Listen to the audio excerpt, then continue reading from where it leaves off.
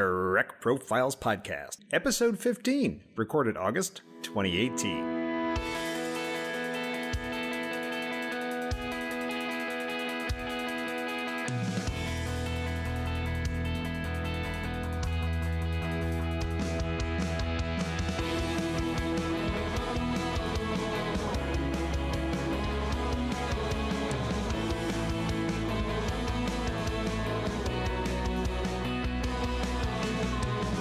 This is the Trek Profiles Podcast, where each episode we sit down with a Star Trek fan, we learn their story, and we try to figure out why in the world Star Trek matters to them, to you, and to us. I am John, your intrepid host of this whole enterprise, and I welcome you to this, the Trek Profiles Podcast, Episode 15.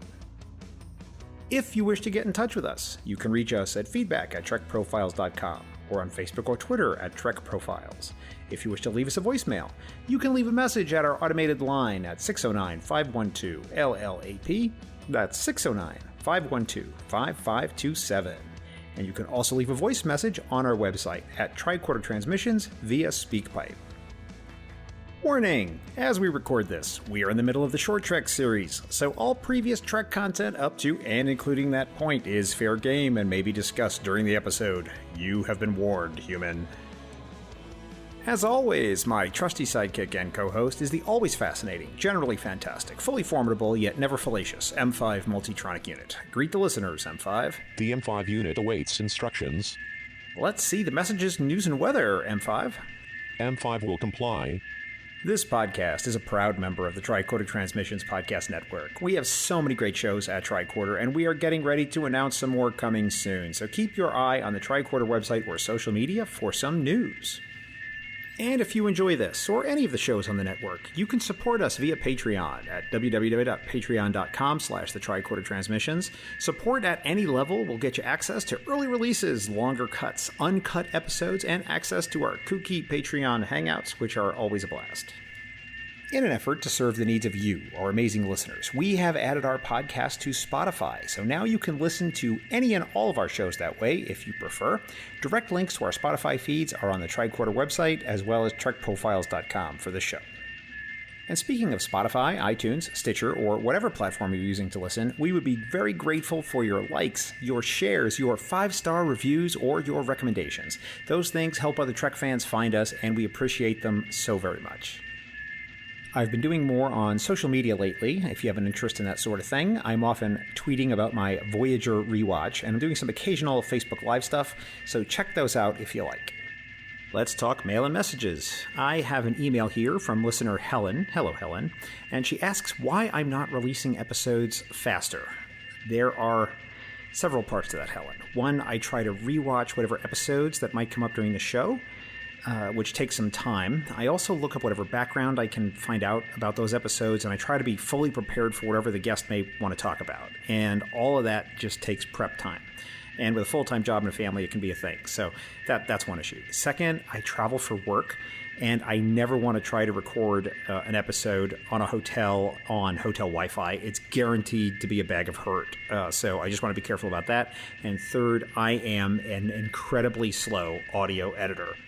Some shows that you might listen to are more casual and chatty, and some are a little more edited and produced, and I tend to be more on the edited and produced side. So I go through these episodes bit by bit, and I cut out stutters, I cut out mouth noises, I lower breath sounds, and I try to minimize anything that makes the audio less than perfect. I don't remove all of those things, nor do I even try to, but I certainly minimize them when I can, and I just do a lot of production on the show. So it just takes me a lot of time to go through all that, and I am not the fastest. I am most certainly the turtle and decidedly not the hare when it comes to audio editing. So it's a labor of love to provide you, our tens of listeners, with the best possible audio experience. That's how I roll, so that's why it takes so long. So thank you for your email, and hope you enjoy the show, and keep your feedback coming.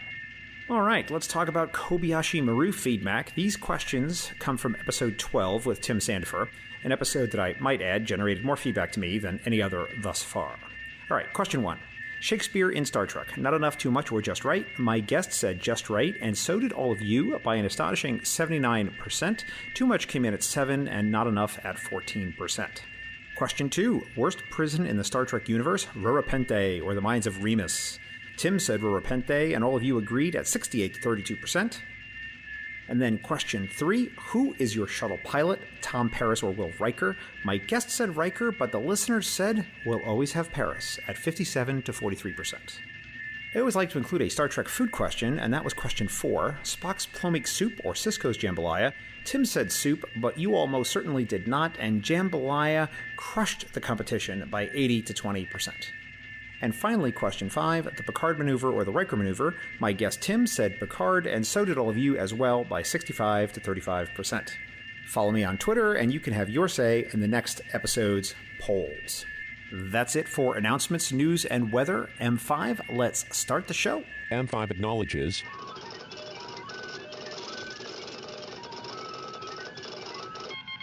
He is currently rewatching Deep Space Nine. His most emotional Star Trek moment is the death of Spock in The Wrath of Khan. He is one half of the amazing and wonderful Mission Log podcast.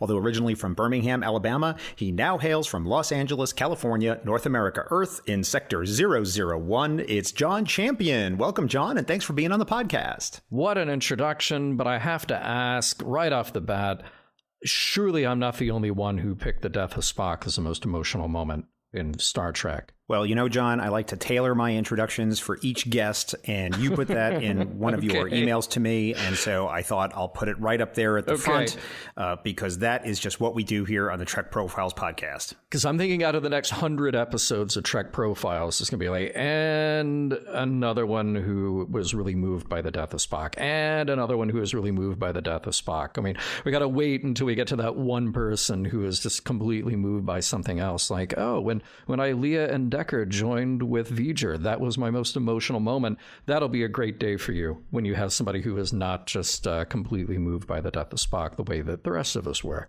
Hey man, that is one of the most romantic and beautiful moments in all of Star Trek, I think. I have no problem with that. That was a very touching and deeply moving moment, and even at my 7-year-old or 8-year-old or 9-year-old self, however old I was when the movie came out, even I could appreciate that when that happened. When I was 7, I didn't get it. But fast forward many years later, and the more I watch that movie, I think, wow, that is just such a great moment. Really is. Hey, you know what, John? I completely agree. But I have to tell you that the M5 is a very harsh taskmaster, and now he's signaling me that it is time for question 1. John, are you a Star Trek fan? Oh, gosh. Do I have some time to think about it? Yes. Yeah. Yeah. How long have you been a Star Trek fan? Oh, man, longer. That's a really tough question because it's longer than I can actually remember.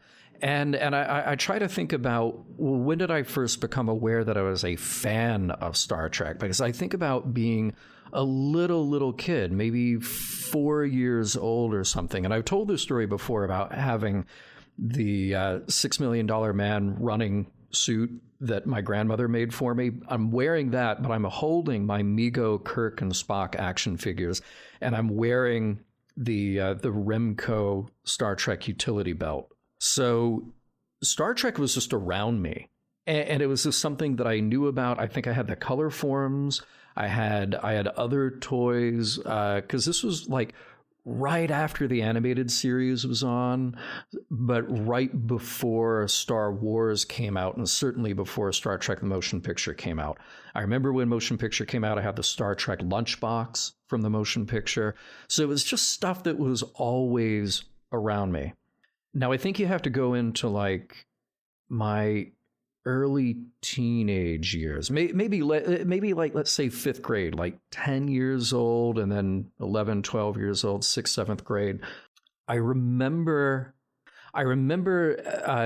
knowing that I was a fan of Star Trek, and I remember for the first time being aware that there were people in my peer group who were not, who thought that that was a weird thing. What is wrong with those people? I know, right? but here we are, we're all adults, and it's the 21st century, and I'm grateful that we live in a time where geeks wave their geek flags high. Because, you know, believe me, it wasn't terrible, it wasn't tortuous, But I do remember being, and part of it's just being, awkward tween and teen years. You're trying to fit in, you're trying to be cool, you're trying to develop an identity for yourself. But being a sci-fi fan was not the coolest thing in the world. No. But now I think it's very different. I'm very proud of, I'm sitting here talking to you from an office where all around me there's nerdy Trek stuff. And I'm looking at these posters, and behind me there's models of ships, and it's just around me. And it's great. John, I'm sure Twitter will correct us if we're wrong about this. They're really good about that. But from the story you tell, it seems like we're close in age. And I seem to recall that the very first McDonald's Happy Meals were actually made for Star Trek: The Motion Picture. Yeah. And I seem to recall having those Happy Meals and having the toy. Yeah. Do you remember that? Yeah. I did too. I had the one that I had a couple of different toys, but I distinctly remember it was kind of a translucent blue wrist communicator kind of thing. It's kind of flimsy plastic, and you put stickers on it. And I remember that there were jokes written on the Happy Meal box. I remember that really well. And I remember seeing the motion picture in theaters with my mom. I would have been 7. And it was just such a big deal to see these characters that I have been watching for years and years on a tiny TV screen, way bigger than life. And being 7 years old, not particularly critical of the movie, just being excited that it was space and it was Kirk and Spock and McCoy. And that's really all I needed out of it at the time. And so you would have continued your fandom throughout the movie period. And so it seems like TOS, Kirk, Spock, McCoy, and all that was like your first real introduction to Star Trek and your first real fandom. Is that right? Yeah, definitely. I mean, it's sort of weird to me to think back that there was a time when Star Trek was just one thing. And it was just the Enterprise, and it was just Kirk, Spock, and McCoy, and specifically played by, Shatner, Nimoy, and D. Kelly. That was it. When you said Star Trek, you were talking about only that. And maybe the animated series, but even then it wasn't around that much. But that was Trek. And then it had this revival with the movies.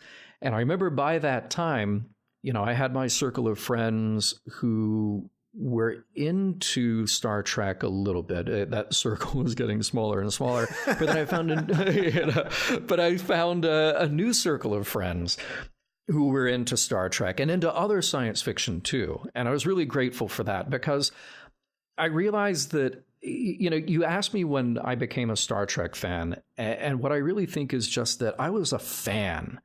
And if it was Star Wars, I was into Star Wars. And I have a bunch of Star Wars collectibles as well. And if it was James Bond, I was into James Bond. And if it was Indiana Jones, I was into Indiana Jones. If it was Battlestar Galactica, I was into Galactica. I loved all these shows that would fire my imagination. Star Trek has the benefit of having very long legs. And the more movies and TV series that came out after the original, the more it got to take hold. So that's one big thing that it has going for it.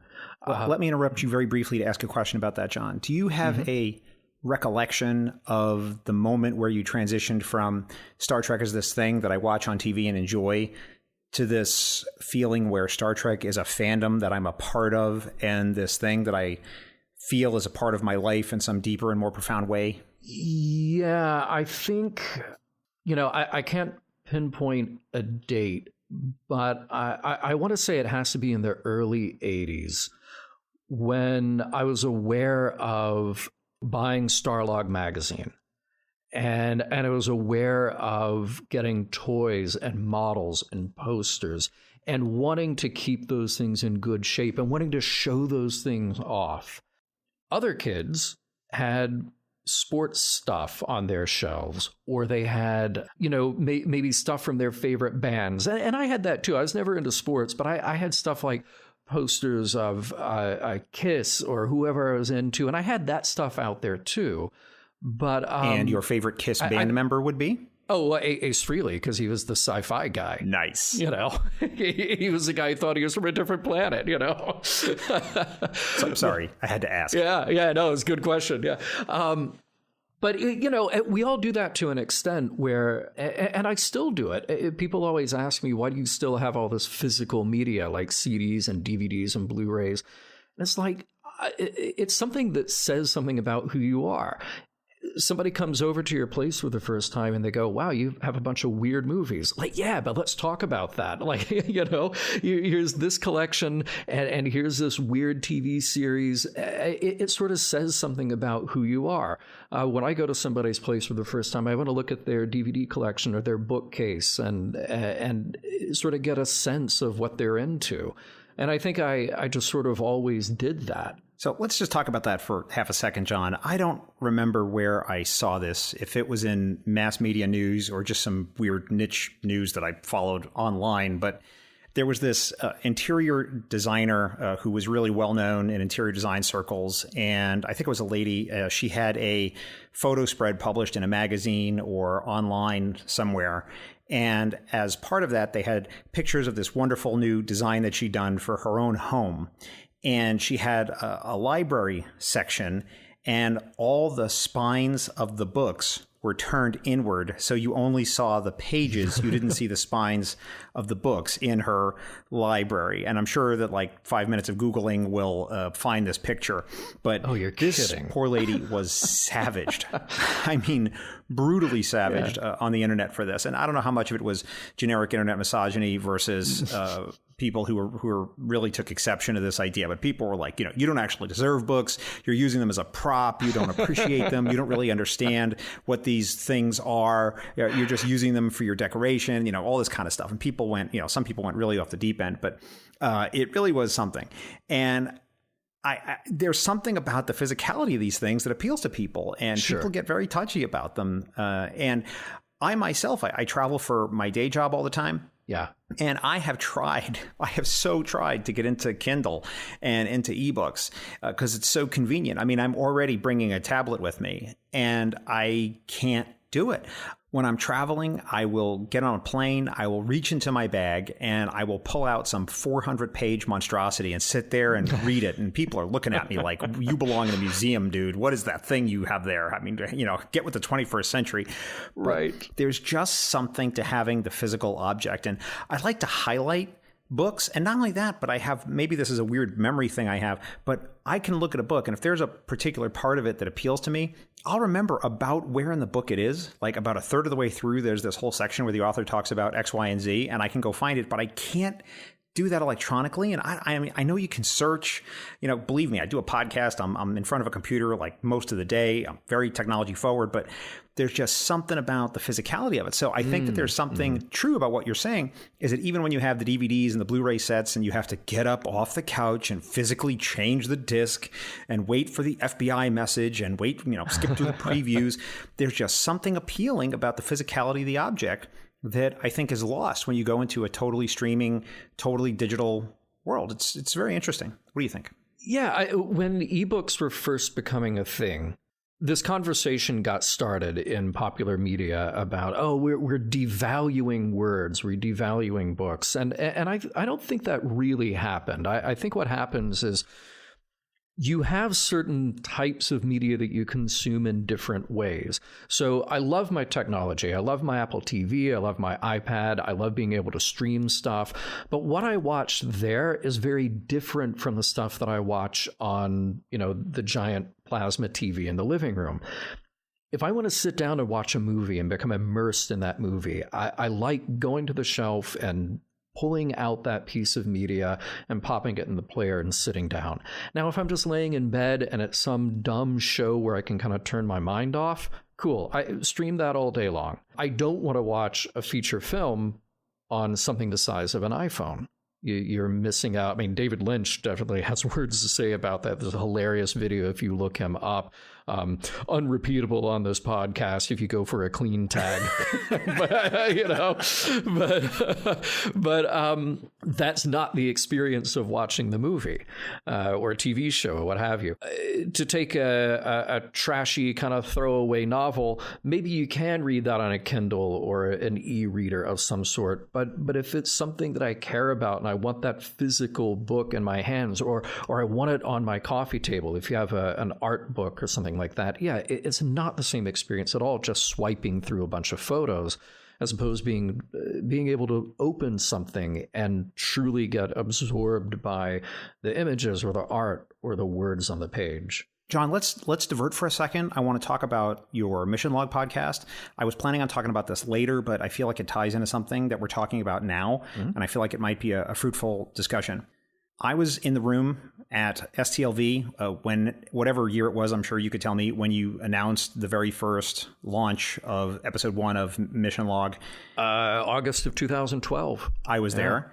Yeah. And I remember that episode 1 was live right as you had announced it, and I downloaded it right there in the secondary theater. I'd already been a podcast listener, and I'd been listening to podcasts since 2006. So I was well primed to subscribe to you guys right away. Oh, nice. And so I took the opportunity of the launch of Mission Log to start my very own Star Trek rewatch, and I watched right along with you guys. And I don't remember when the TOS Blu-rays came out. I may have already had them. I don't remember. It doesn't really matter. But I watched every episode of Star Trek right along with you as you were doing it. So if I knew that an episode was coming up, I'd watched it. And I stayed maybe an episode or two ahead of where you guys were, just in case sometimes life get in the way. But I always wanted to have watched the episode recently before I jumped in a Mission Log with you. Oh, nice. And I stayed with you right there in lockstep each week, right up until just earlier this year. And as we record this, it's the summer of 2018. When I started doing Trek Profiles. And the reason I had to pull ahead was because I was having guests on the show and they wanted to talk about Voyager and Enterprise and Deep Space Nine and, some of these Star Trek episodes that I honestly have not seen since they were originally broadcast, specifically Voyager and Enterprise. And Voyager, I knew I missed vast swaths of, and Enterprise, I'd only watched it when it was originally on, and I haven't rewatched it since.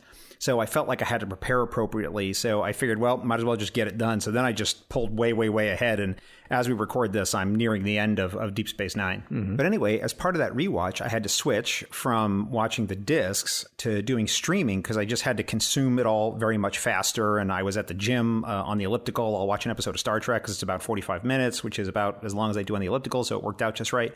But I find something vaguely unsatisfying about streaming the show. I don't really know what it is. Oh, wow. But it affects the way that I watch it. I feel less connected to it when it's just streaming, when I'm in the middle of other things, or even when I sit down and actually just watch it and sit in a chair and focus. It's just weirdly less grabbing of my attention when I'm streaming it than when I'm putting a disc in. Really? Yeah. I find it all very strange. And this is something that's come up on the show before in a couple different ways. So let me just hit you with this, and please respond to it in any way that seems appropriate to you. When we were a kid, you had to turn on the TV at a particular time. We had appointment viewing, and you had to watch an episode of Star Trek that had been selected for you. Yeah. And if you didn't like that episode, then you didn't watch Star Trek. If you had already seen that episode or you were bored by it, too bad. It was going to be on. You couldn't pause it. It was on, and off it went. And you either gave it your attention or you didn't. And it had a different dynamic in the way that you watched it versus today when you're streaming it. And I think it grabs our attention in a different way. And I'm not sure I fully figured out in what way that is. I don't know. What do you think? Yeah. Well, I'll agree with that and kind of follow up to say that, when something is quote unquote live on TV, you have to pay attention because once it's gone, it's gone. And, we got a little bit around that with the invention of the DVR, which I think is brilliant. And I love mine. And I know that everybody streams everything, but I still have my DVR because it's nice to be able to pause and go back. But yeah, essentially, once that show is out, then it's gone. And if it were the case where, go back 20 years or 30 years or whatever, somebody walks in the room even and interrupts what you're watching. You don't know, shh, I'm watching this, I'm watching it. You're absolutely paying attention. I find that if I'm streaming something, and I do this with Mission Log, actually, because we'll watch something anywhere from, say, 2 to 4 or 5 times in prep for a show. I'll start watching something, and if my mind starts to wander while I'm streaming, then I may just tune out unknowingly. I might just tune out kind of toward the end of a show, and then the next day go, oh, wait a minute, I actually didn't watch that show. I need to go back and rewatch it, and then that actually becomes my first or my 1.5 times to watch an episode. And it's just sort of easy to do that. It becomes background noise. Now, that is partially the reason that I typically watch Star Trek for mission log with subtitles on, because it forces me to treat it as text. It forces me to get names right and get context where maybe somebody says something in passing and you're not really paying attention. I want to make sure that I absorb all the details. So that's one little trick that I try to make myself do when I'm streaming. But it's very easy. If it's late at night and I start watching something and it's streaming, you kind of go like, I could pick this up whenever, and then I fall asleep. So, John, my friend, as we record this, you are early in season 2 of Deep Space Nine on Mission Log. Mm-hmm. That leaves 5 more seasons of Deep Space Nine, 7 seasons of Voyager, 4 seasons of Enterprise, Discovery, some other movies and stuff in there. Mm-hmm. As we record this, off the top of your head, what's your best guess of the percentage of all the remaining Star Trek that you have not seen? Best guess off the top of your head. Ooh, okay. Because I have not seen most of DS9, but I have seen all of Voyager, I have seen all of Enterprise, and obviously Discovery in the movies, then it's probably... I've probably not seen about 30% of what is to come. Wow. Maybe less. Maybe closer to like 20%. Because I have seen pieces of DS9 spread out over the 7 seasons. And like I said, I've seen all of Voyager and all of Enterprise. But yeah, DS9 is tough. Not because I'm not enjoying it, not because it's not a great show. It is. But it came on at a time that I was in college. My schedule was all over the map, so it was hard to make appointment TV viewing times. And I think it's a show that didn't hook me right at the beginning when it came on. So I just didn't pay that much attention to it. Now, that said, I knew the broad strokes. I knew the characters. I went back and I watched certain key episodes in The Pale Moonlight, Trials and Tribulations, even Little Green Men. And all 3 of those episodes I have had to watch repeatedly because of guests on TrekProfiles. Oh, okay, cool. And, just being around the fandom, you hear people talk about what they love or what they hate. And, you get sort of sucked into the vortex of reading IMDb or Memory Alpha or whatever. So there's a lot about DS9 that I do know. But the experience of watching it and watching it sequentially and studying it for mission log is a very different thing from just watching a show. So on the one hand, it is very new and very fresh for me. On the other hand, there are things that I know that are coming. I know I've talked about this on the podcast before, and I want to beg my 5 or 6 listeners' indulgence on this, but I feel it's important for you to understand, John, essentially where I'm coming from with this, which is that there was a time I read a lot about the 60s, and I was particularly interested in the writings of Timothy Leary. And, his thing wasn't my thing, and I really am not into a lot of the stuff he was into. But he wrote very profoundly about this idea of set and setting. Set meaning the kind of person that you are, the things that are within you, the thoughts that are in your head, and what your attitude is. And setting meaning the environment around you, the people that you're with, the environment that you're in, the space that you're in, the physicality of the space, and how these affect the experiences that we have in our lives. And that was a very powerful lesson when I came across that piece of writing. And it really affected how I think about Star Trek as well, and the way that we consume it. And it's become really obvious to me, especially because I've accelerated my viewing because of the work I have to do for TrekProfiles. As I've accelerated my viewing of episodes, and I'm taking in a lot more at a time than I have in the past, I think that at any time in my life in the past, that my reactions to particular episodes are changing quite wildly at this point in my life than I may have had when I had originally seen them when I was a teenager or much younger or in a completely different place in my life. And, it's because we all have different stages in our life, right? Yeah. Well, as an example, I'll talk about one that I know that you've seen because it's a TNG episode and you're complete with that. And that was The Offspring, where Data creates a robotic android child with a positronic net. Yeah. And I remembered watching it when it was first on. And it was a great episode. And I remembered enjoying it and really being sort of intellectually stimulated by it and thinking, wow, that was really cool. And I really appreciated it and I liked it. And now that I'm a parent, it wrecked me. I mean, it really wrecked me in a way that I don't think the episode ever could have done before at any other stage in my life. To be perfectly honest, I don't even know if I could watch it again knowing what was to come. I don't know exactly who had what level of development over that particular episode, but I think what's cool about, well, any kind of collaborative medium, but TV is particularly hard because it is enormously collaborative. It is also an enormously highly pressurized environment. Look, making a movie is hard. Getting 90 minutes of watchable film footage is very hard. But sometimes you got anywhere from several months to a few years to make that happen. Making TV, at least the way it was made in the 80s and into the 90s, was you've got 6 or 7 days to produce something that was developed from a script that might have been finished the night before. It might have been finished a few months ago, and then somebody had to go in and tweak it, and then 5 other people had to go in and tweak it, and the actors are getting their lines that morning. Oh, no, wait a minute. The thing we gave you this morning is changing, and now it's going to change right before you film the scene. So an episode like The Offspring, which is smart, thoughtful, as you said, philosophical, but also has this huge... Beautifully acted and has this huge emotional component to it. I watch a show like that and I go, who was even aware at the time?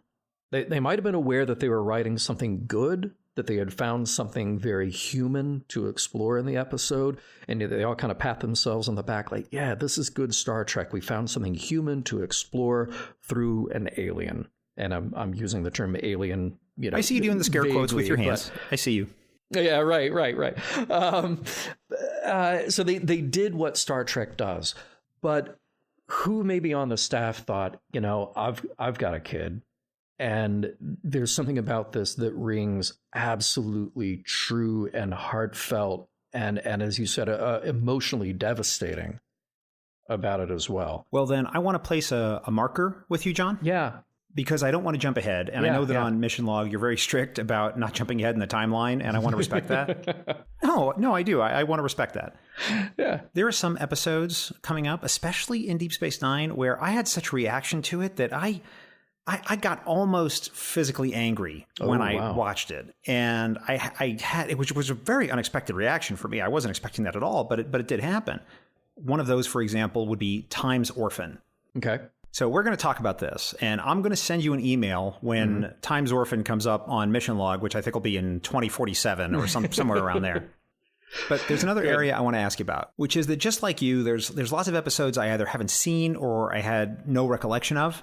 And in preparation for this recording with you, the M5 told me I should watch a bunch of episodes to prepare. One of them in particular, a Voyager episode that I had absolutely no recollection of. And so we'll be talking about that one later. Uh-huh. Is this something that's happened to you, too, as you've rewatched episodes for Mission Log?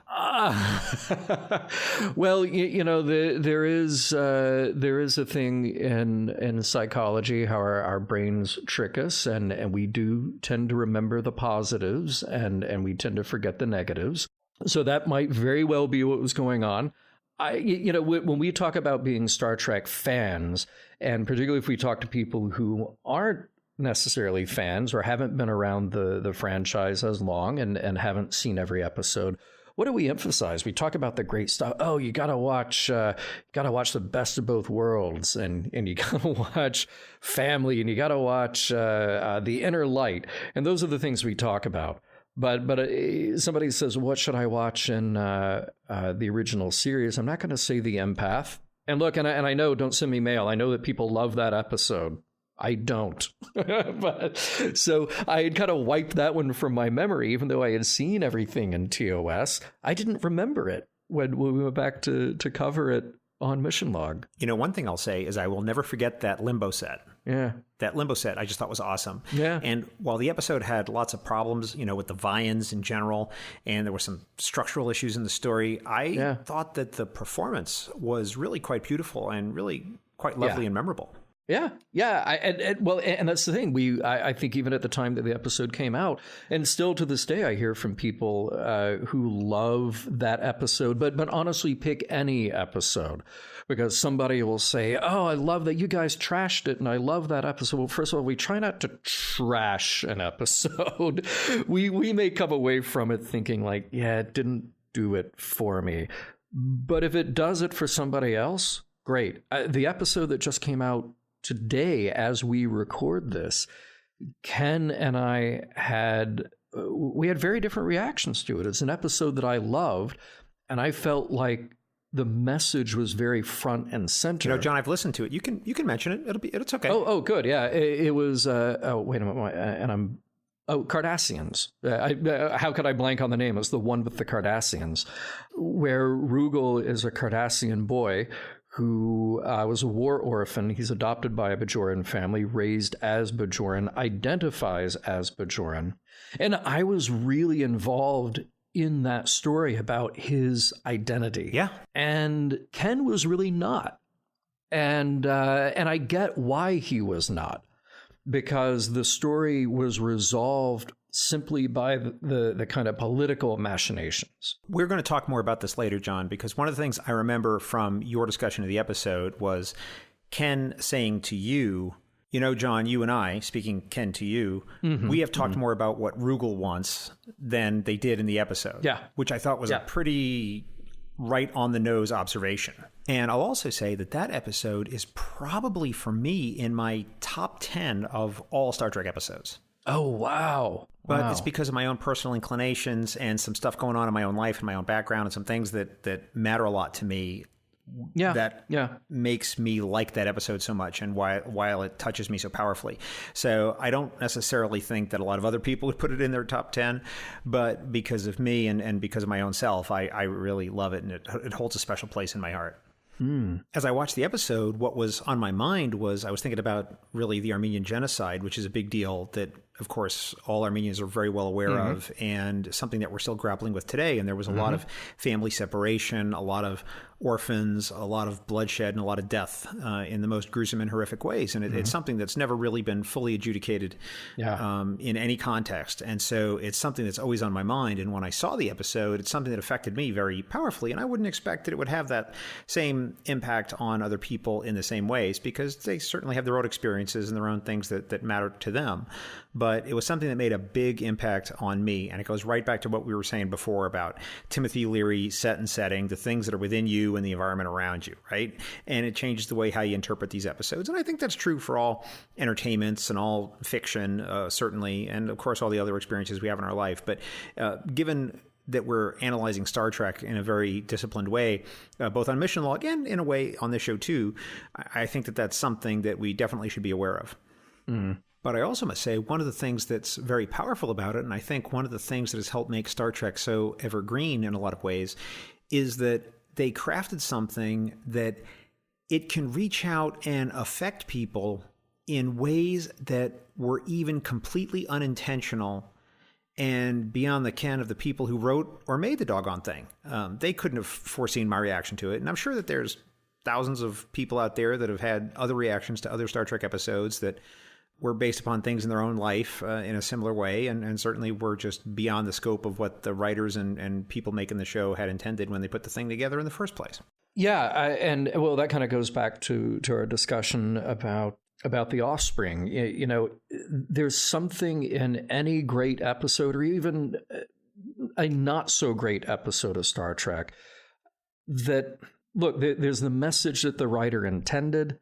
There's the message that the writer maybe didn't intend. And we've come across a few of those too, where you go, wow, they were trying to do something here, but they sort of fumbled the ball here the closer they got to the end of the episode.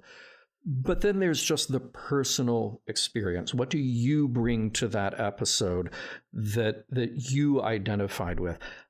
What I love about doing Mission Log And what I really appreciate about the conversation that Ken and I got to have in this recent episode in Cardassians is that neither of us ever approach what we do as one of us being right or one of us being wrong, or there being a correct answer or an incorrect answer in how to watch an episode of Star Trek. The nice thing about that episode is that he really got keyed into the political problems that were happening there. And for him, that undermined the human story. Again, quote unquote human. It is a human story because it's a story about humanity, even though we're using Cardassians and Bajorans as the placeholders for that humanity. I really got keyed into the story of the boy and the racial implications around him. And that's fine. That's fine. You know, neither of us had to convince each other one way or the other. We just came away with different feelings on it after watching it. I like the idea then that our listeners may come up with something completely different in their interpretation. At this point, I think I'm going to break my format a little bit here. So normally we talk a little bit more about the fandom stuff, you know, collections and conventions and all that sort of stuff. And then we jump into episodes. But I think I want to bring up an episode to talk about now, prematurely, that the M5 put on our list. And I'm especially excited to do it because I think this is the first reference to an animated series episode on Trek Profiles. So the M5 has flagged How Sharper Than a Serpent's Tooth. Mm-hmm. And I just love that the M5 put this on the list. Not that I'm such a big fan of the animated series. I'm not really, but I just really enjoyed how it's a couple standard deviations away from what we normally talk about. So let's get into this. Yeah. So for those who may not remember, this is an episode where the Enterprise is flying along and it comes across a ship that is carrying a quote-unquote deity who claims to be the Kukul Khan of Mayan origination, a serpent deity. And he takes that on and says, yep, I'm Kukul Khan and I'm back. Mm-hmm. And one of the things about Kukul Khan that struck me as interesting and noteworthy as I was watching the episode is within the first few lines of his introduction, the first thing he says, or one of the first things he says to the people on the Enterprise is, where is all of your hate? And he makes multiple references to hate and how he expects everyone to hate him and all of this. It was sort of an odd introduction. It was very strange. And I had to think about it for a little bit. And I have to say, it did actually cause me to pause and reflect for a moment on public discourse in 2018, because there's a lot of people who say, we oppose hate. We shouldn't have hate. Okay, got it. But then we see some other people saying, well, I hate this particular political group or that particular political group. And these are the same people who say we shouldn't hate.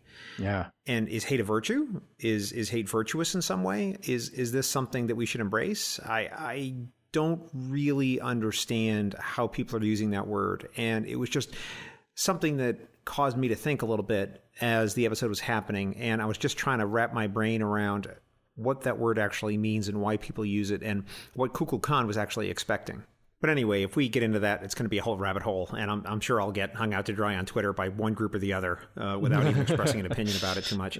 But what I really want to say is I have to admit that I am very much impressed by the way that you and Ken on Mission Log are able to really synthesize and work together, even when you don't agree, which seems to be quite a fair number of times, that you really do demonstrate 1 + 1 = 5, right? Or 10, because you're putting together these opposing viewpoints and you really come out with something that I think is much more profound than either of you could do separately. Yeah. And you do it in a way that is positive and in a way that is encouraging. And I think that that's excellent and it should be commended. Mm-hmm. And the reason I say that is because even in Star Trek fandom, there's a lot of that too, where you've got these camps of fans who were set up to say, not only do I have my point of view, your point of view is wrong. And not only is your point of view wrong, but you have to admit that it's wrong and you have to be utterly defeated. And there's a lot of negativity and, dare I say, even hate involved in some of this. It is really something that I find quite distasteful and certainly not something in fandom that I think should be celebrated or even positively recognized. But you seem to have avoided that with what you do on your show, and I think that's great. And I'm sure you get a lot of emails that probably indicate that you are getting some of that from listeners for some points of view that you take. But I'm talking way too much here, and I want to beg my listeners' indulgence for that. I apologize, John, to you too as well. But it's your show. Well, that's true, John. It is my show, but I name the shows after the guest, and it's supposed to be about the guest. So it's a lesson I'm still trying to learn as a podcast host, which is to stop putting as much of myself into the podcast. It's supposed to be about you guys more. So that's something I'm working on, and hopefully everyone will indulge me a little bit. But the one thing I do want to say before I turn it over to you, because I realize I've put so much on the table here for you to respond to, is that one of the things I've noticed also in a lot of other popular entertainment and in a lot of other film and media today is that it is really about, in a lot of cases, what the writers want to tell you and the message they're trying to deliver to you, and so much less about what you in your own head might take from it and leaving anything open to interpretation. It's a little too much bonk bonk on the head to steal a mission log term. So I'm curious to see what you think about it, John. And I've put a lot out there, like I said. So I'll just stop talking now and you can respond. I think part of the difficulty here is that Star Trek is... I have this discussion when I talk about other big franchises with people. Other things that I mentioned I'm a fan of, like James Bond or whatever. Star Trek isn't just a show anymore.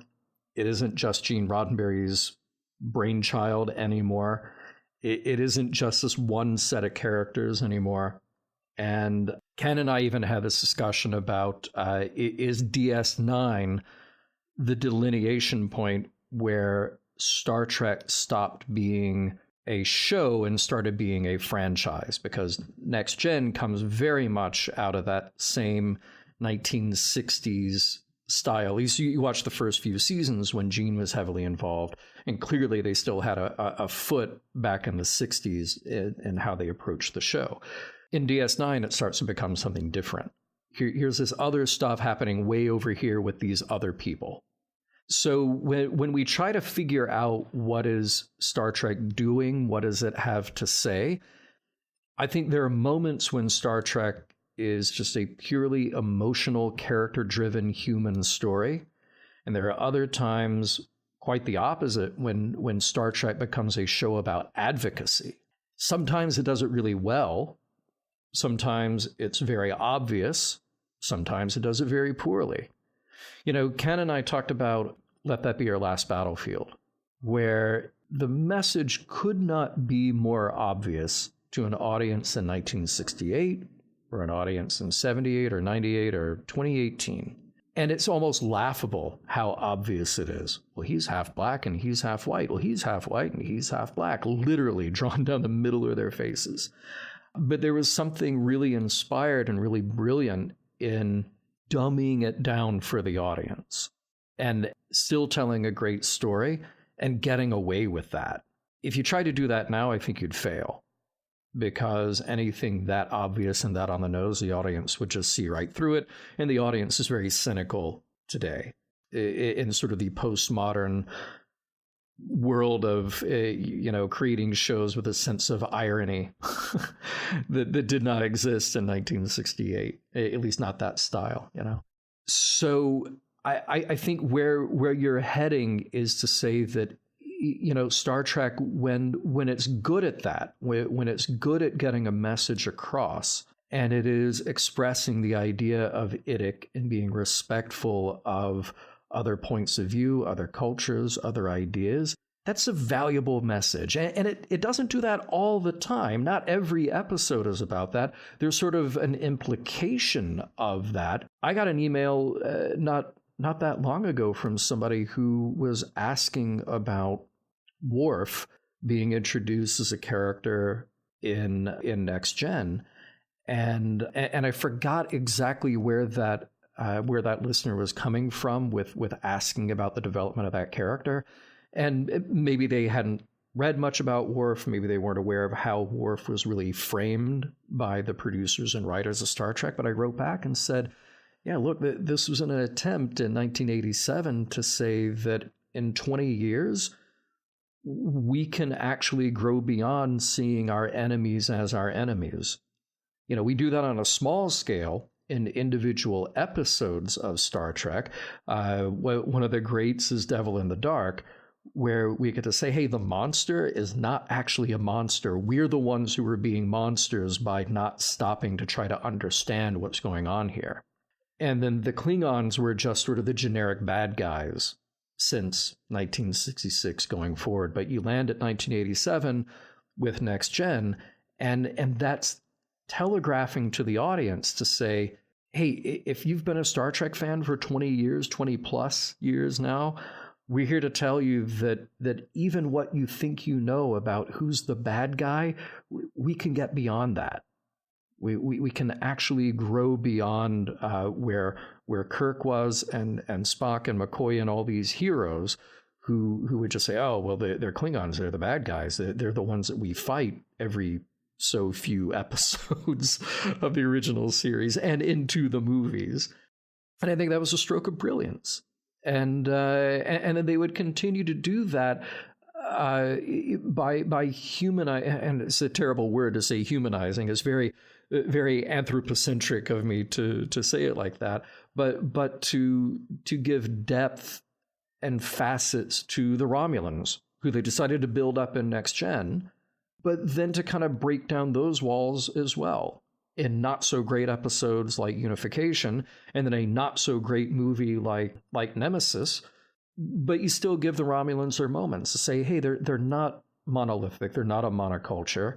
There are actually people there that we can try to understand. Okay, John, since you bring this up, I want to spend a moment just hitting you with this. Okay, go ahead. I feel that the Romulans, as a major race since the TOS days, are probably the race that got the biggest short shrift in all of Star Trek. Because let's face it, in TOS, the Klingons were just outright barbarians.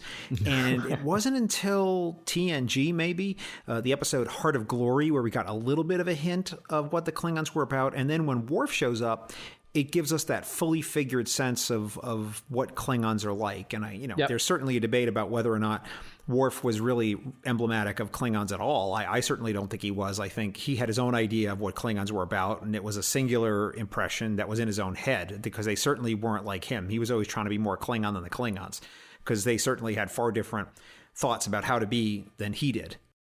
But I felt like the Romulans never got that treatment. And it looked like at one moment they were about to have a semi-regular Romulan, and it was in whatever episode it was of DS9, the season opener, where the Defiant shows up. I want to say it was season 4, could be wrong about that.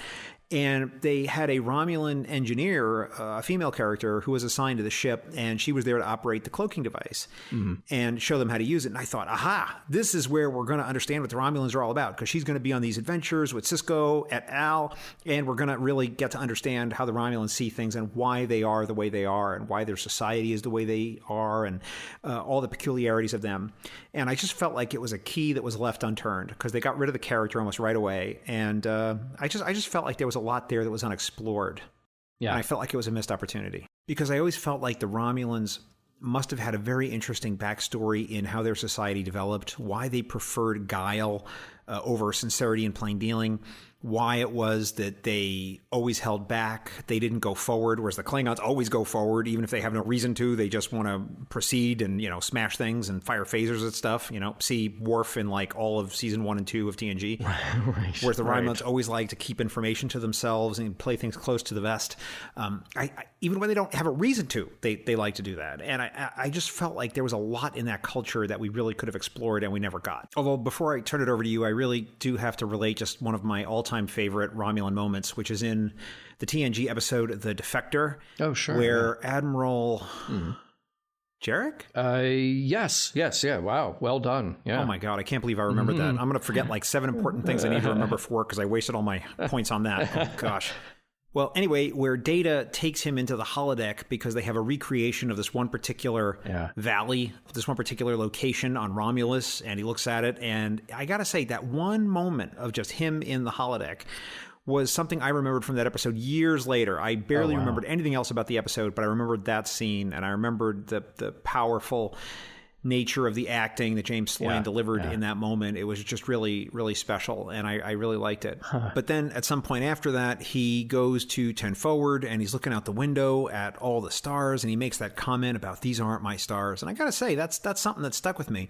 I always felt this very strange connection to the Romulans in some way, and a little bit of regret that we just never got them properly explained to us, I feel, in the show. Yeah. And so I think it's one of the interesting things about Star Trek is that it can come back to us in these moments of life if you pay attention to the episodes and really affect us in some way. So my question for you, John, is have you had any moments like that where Star Trek has come back into your life in a really powerful way in a moment? Or has it taught you something in a particular moment that you found particularly powerful or poignant? Yes, but it also has to do, again, with set and setting. I'll take your own theme here and use it for myself. Watching Star Trek at 8 or 9 or 10 years old, and then watching it again in my 20s, say, maybe, right after college, something like that. And then watching it again, as I have been now for the last few years, quote unquote, professionally, have been very different things. I get to study Star Trek in a way that I never would have. And I think some very smart people have done that just because that's the way their minds work anyway. And they watch an episode of Trek or whatever else that they're into, and they really start to analyze and pick it apart and discuss it. And that's wonderful. But I never really thought to do that. Obviously, I was aware that this is a great show, a well-written, well-produced, well-acted show that's a lot of fun, that it has something to say. But you kind of watch it and maybe you enjoy it and then you move on to something else. But doing Mission Log has forced me to really, truly analyze and think about what they're trying to say to me. And I think doing Mission Log has kind of hit me at the right time in my life where I don't think I would have been able to do this show if I was 22, coming right out of college and just sort of the mindset that I had then. I have to completely agree with you on that. If I had been trying to do Trek Profiles when I was 22 or something, it would have been a totally different kind of show and probably a tire fire. Yeah. It would have been a very different thing. I think what I'm getting from Star Trek now is, I'm learning things that maybe are just sort of fitting into my already developed kind of sense of the world and sense of myself. But I'm also trying to pick up and internalize the things that are really Star Trek's challenge to humanity. At the end of the day, and we've only gone through so much and we have so much more to go, but I think where we are right now, at the end of the day, Star Trek is an analysis and an exploration of what it means to be human. And part of that, what it means to be human, is to challenge ourselves to live up to who we say we are.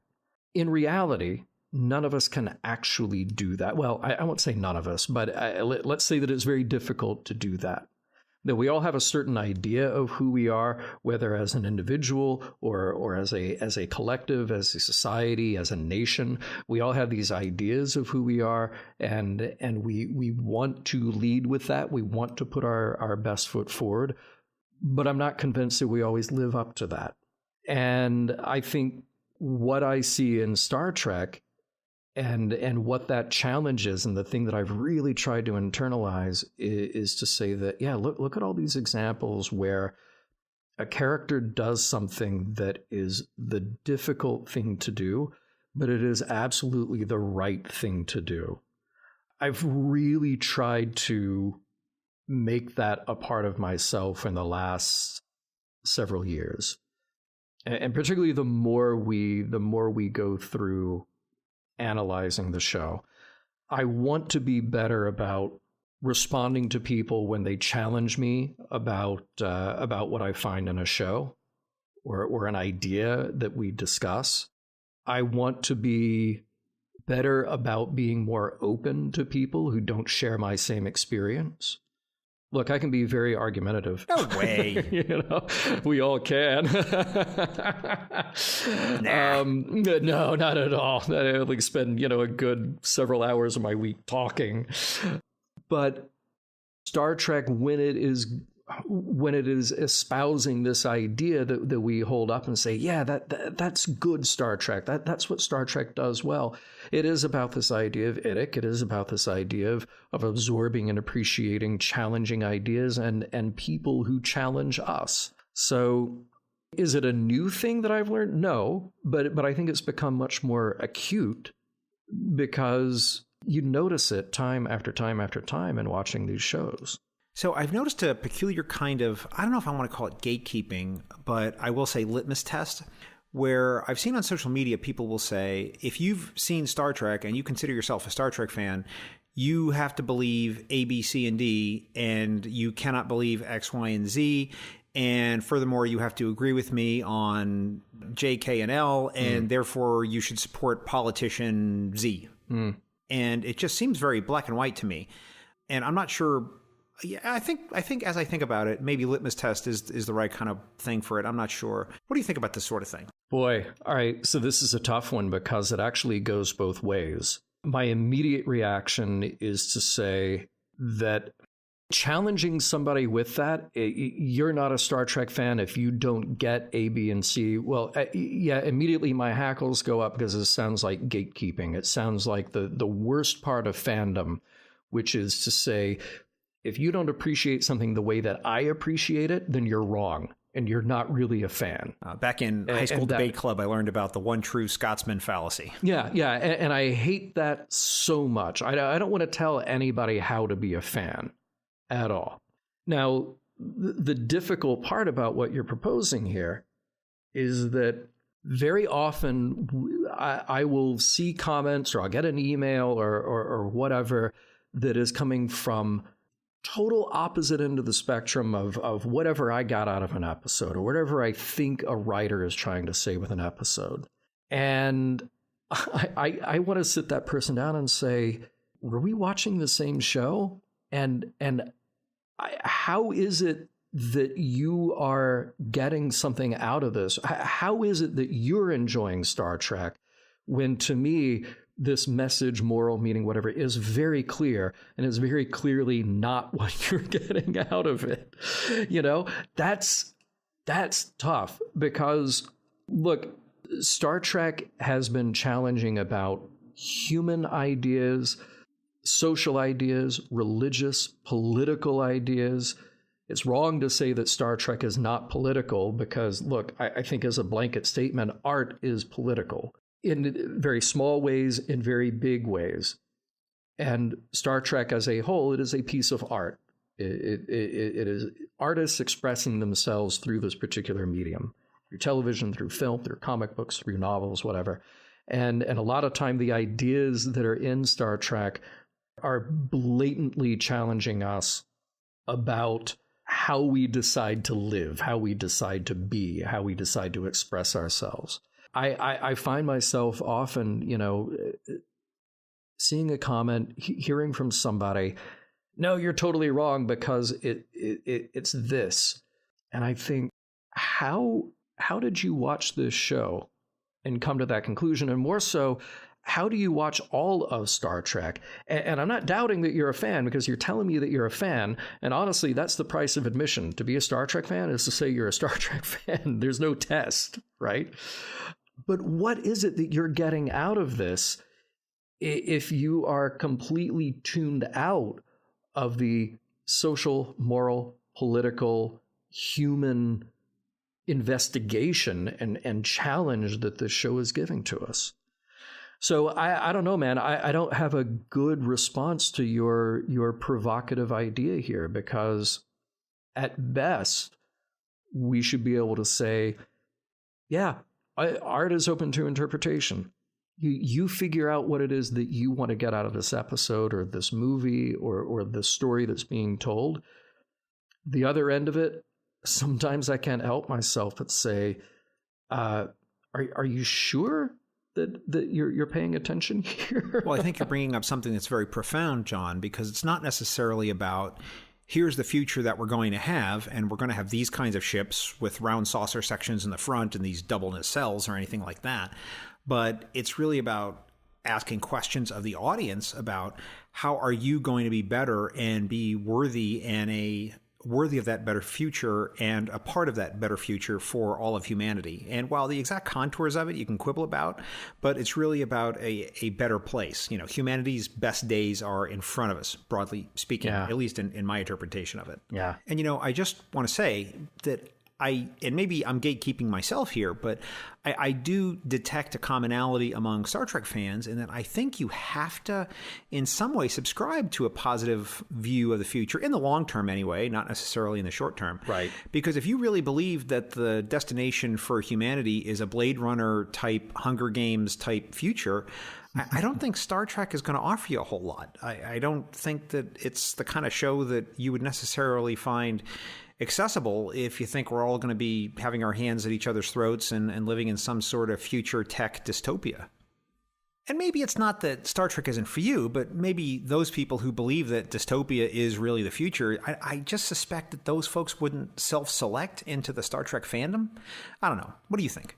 Well, I think you can be a fan of all of the above, but at the end of the day, are you saying that I want this particular future over another? Or maybe if you're saying like, oh yeah, I think we're headed down a Blade Runner path. I think in 50 years, we're going to be living in that world of Blade Runner because that's who we are as humans. Then maybe you're looking at Star Trek as a piece of mythological fantasy. Like, oh yeah, this is what we do when we explore who we think we are, who we think we could be as humans, but really we're this other thing. That's kind of depressing to me. You know, at worst, I think you can say that the Star Trek that came out of the 60s came out of this, you know, post-Kennedy space program, post-war optimism for where we were headed. And it's changed over the last 50 plus years. But even when Star Trek goes dark, I still think there is something positive in Star Trek. Maybe some people are just seeing spaceships and phasers. That's a lot of episodes to get through to just get spaceships and phasers. That's fine. If that's all you want to get out of it. You can always get that a lot of other places. Yeah, you can. But yeah, you know, look, I consider myself a fan of certain dystopian science fiction. Blade Runner, I think, is a great movie. I don't want to live in that world. Well, that's my proposition, that if you really think that we are on a downward spiral and we really are heading towards the bottom of the barrel, towards some future dystopia where things will never get better than they are today, I just can't imagine that Star Trek would hold a lot of allure for you. Yeah. Broadly speaking, there might be exceptions, but that's certainly what I think about it. Yeah. I mean, again, unless you just see it as kind of this hokey, dated thing. But I hope not. I really hope not. You know, I think because here's the thing, whatever the source of fiction is, if you can find a truth in it, quote unquote truth in it, then it still certainly has value. And I think part of the truth in Star Trek, regardless of the trappings, is to say that when we're challenged, we can actually be better than who we think we are. Well, then I think we should move into the episode portion of our discussion today, John. All right. And one thing I will do is I'm going to preview a question, which I rarely do. In fact, I don't think I've ever done in the long and glorious 6-month history of Trek Profiles. But when we're done talking about the episodes, I think I want to ask you, what is Star Trek? So I'll just leave that out there and we're going to come back to this. So we made reference briefly to How Sharper Than a Serpent's Tooth, but yes. I want to explicitly ask you about why the M5 selected this episode for us to talk about today. What's meaningful or special about it to you? So we've talked a lot on Mission Log about how we both really like the magics of Megas 2, because think about how subversive it was for 8-year-olds getting up early on a Saturday morning while their parents are still in bed. It's insane. And watching a show with the devil. And you learn that the devil isn't really this scary god to be afraid of. The devil's a misunderstood alien. He just wants to be your friend. Yeah. And if we would just stop a minute and try to understand that, then we're all the better for it. So fast forward several episodes and you get to How Sharper Than a Serpent's Tooth. And cut from a similar cloth. Now we're introducing a different god character, Kukulkan, and we're literally, Kirk is literally saying to this thing, yeah, we outgrew you. we outgrew the need to, first of all, you brought up the word fear. We outgrew the need to be afraid of a god figure, and we outgrew the need to bow down and worship one. This is very subversive, again, for the 8-year-old who's getting up early on a Saturday morning to watch this. And I think they were clever to cast a mythological quasi, South American figure as this god, as opposed to a more easily recognizable to an American audience, a Judaic god or an Abrahamic god. Yeah, and I think that's what not just Star Trek, but all science fiction does, is that it allows you to tell these kinds of stories Absolutely. that just would not be accessible if you were to set them in a modern 21st century context as we sit here, or, whatever the current day and date is, doesn't matter. And I'm reminded of sitting at STLV and listening to Ira Bear talk about an episode of DS9, which it's one that is ahead of you. So I'm not going to get too far into it because I want to respect your mission log progress and your timeline prohibitions. But there's an episode about Dax, and it's something that could have gotten them into a little bit of trouble with the network or possibly some of the advertisers. And his response was, well, the episode isn't about X, Y, or Z or ABC. It's about trills, and we're in space. So it's about space trills. And that was his answer. And, you can get things by that you couldn't necessarily have gotten by in other ways. On, say, a police drama or a courtroom show or a family type sitcom. Yeah. And of course, I can't let it pass without pointing out one of my all-time favorite episodes of all Star Trek is Let That Be Your Last Battlefield, right? Which is so explicitly about something else.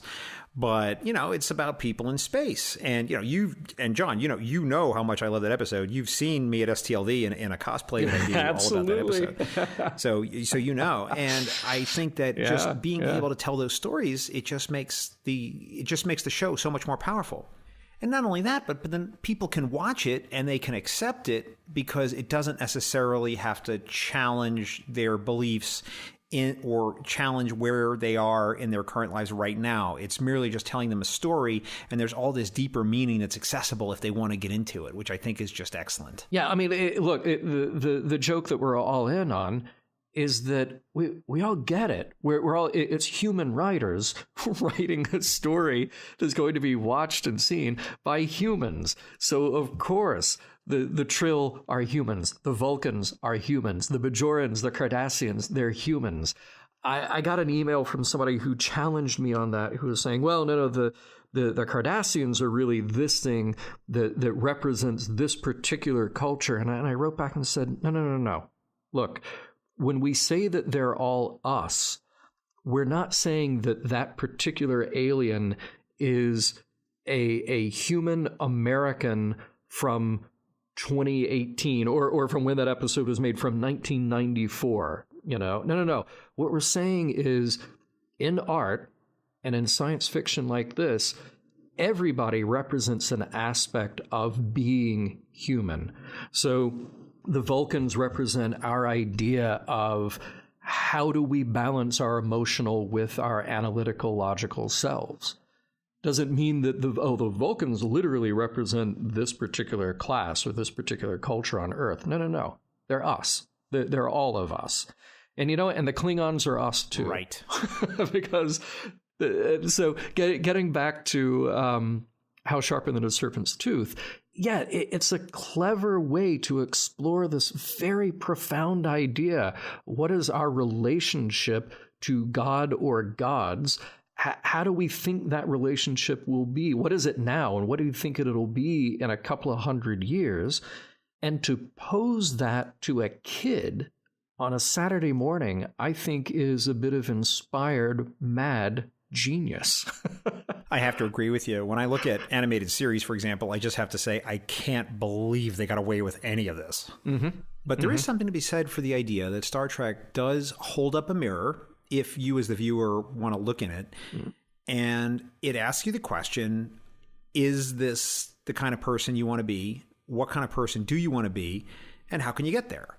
It's very profound, and it's a big question. And I think that's one of the things that I think makes the show alluring to so many people, is that it asks those questions and it gives you an opportunity to think about the future in a very serious way, which is great. Yeah, sure. So as an example, one of the episodes that I always think about when this sort of stuff comes up is Corbomite Maneuver, which I know you've talked about quite a bit on Mission Log.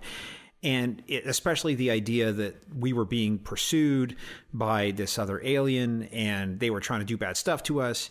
And then it turns out that we succeed in getting away, and then they need our help. And then we turn around, we go back and we try to help them. And it was just a wonderful and very beautiful idea in the show. Yeah. And so, John, I want to contrast that against another Voyager episode. And, before I even get into that, I should just say as an aside for listeners who may not know this, that on Trek Profiles, the production order is not the release order. Mm-hmm. So I basically am Zeus sitting on Mount Olympus and I'm firing out episodes at my whim. And I change the order all the time based on how I feel about different things. And I want to contrast some of the episodes against each other. So anyway, I don't know what order these things are going to come out. So I don't know if this other episode that I'm thinking about is going to be talked about before or after we release this. Mm-hmm. But there's a Voyager episode, which you haven't gotten to yet, where the Voyager and an alien race are in a contest to do a particular science thing and accomplish a task. And they're in opposition. And it's who can do the science thing first and tech the tech first to get to this objective, right? And the details of it actually don't matter. But the point of it was that the Voyager succeeds. They tech the tech. They do the science thing. Yeah. They get the thing that they wanted, and then they're leaving. And then the other ship, it turns out, the alien ship is having a technical problem, and they're going to lose a pilot in a shuttlecraft, and they're being sucked into a planet or something like that. So they're in some kind of danger. And the Voyager basically says, "LOL, see you later, suckers," and they take off. Oh. And I thought, wow, that is a complete contrast against what we saw in Corbomite Maneuver, and a very different approach to what had happened there. Yeah. And I should point out that my guest thought it was a very positive story. I didn't think so. That was my own reaction to it. But I'm interested to hear what you have to say, John. What do you think?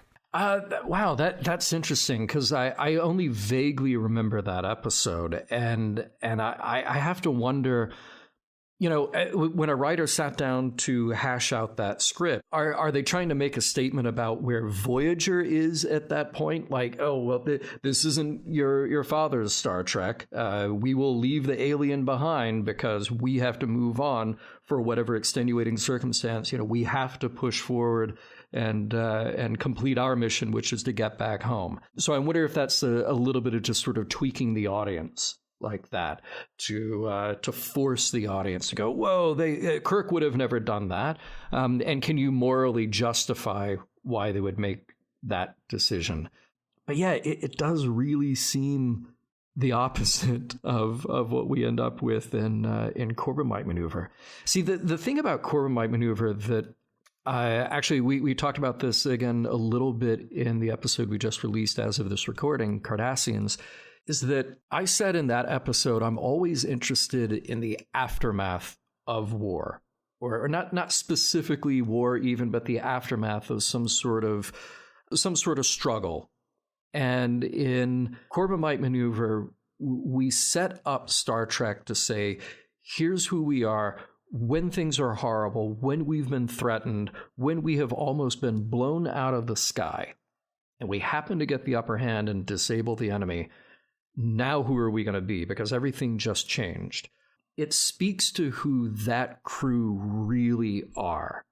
So that crew most certainly is full of people who realize that the task of saving themselves and disabling the enemy is just a thing that has to be done. But who they are at their core is a group of people who go out of their way to help others, to make sure that the quote-unquote enemy is okay. Because at the end of the day, the enemy is just simply someone or something that is misunderstood, that under the right circumstances with the right introduction could be a friend. And what I said in Cardassians is that I'm very interested in all the aftermath that would lead somebody on one day to be an enemy, the Bajorans, the Cardassians, and on the next day have to negotiate, well, we're no longer at war.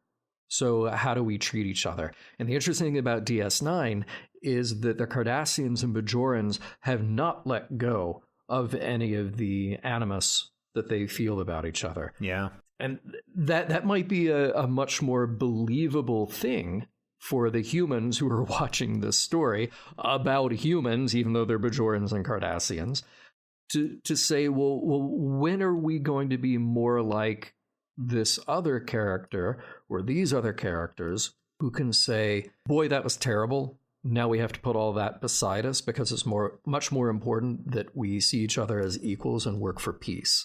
You mentioned at the top of the show that I grew up in Birmingham, Alabama.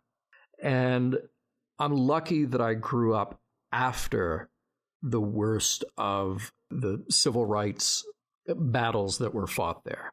Horrible, horrible things happened on streets that I would walk down in Birmingham. And I've seen all the news footage, and to this day, it's just shocking to see, people turning fire hoses on each other and releasing dogs to attack and this terrible stuff. But at some point, that stopped being okay to do. Thank God. It stopped being okay to do, but I always wondered, the thought that always lingered with me was, well, what happened to those feelings with the people who were doing that? Did they wake up one morning and just figure out how to turn it off? When I was a kid, George Wallace had been re-elected as governor of Alabama. The infamous segregationist. Yeah. He was the guy who said, segregation today, segregation tomorrow, segregation forever. He was the one who tried to stop integration of schools in Alabama. All right. But fast forward 20 years, and he's governor again. And the world that I grew up in was, schools and restaurants and churches and places of business and all, where things are integrated. And you don't think about that being a thing. You don't think about that being a big deal because that was my only reality.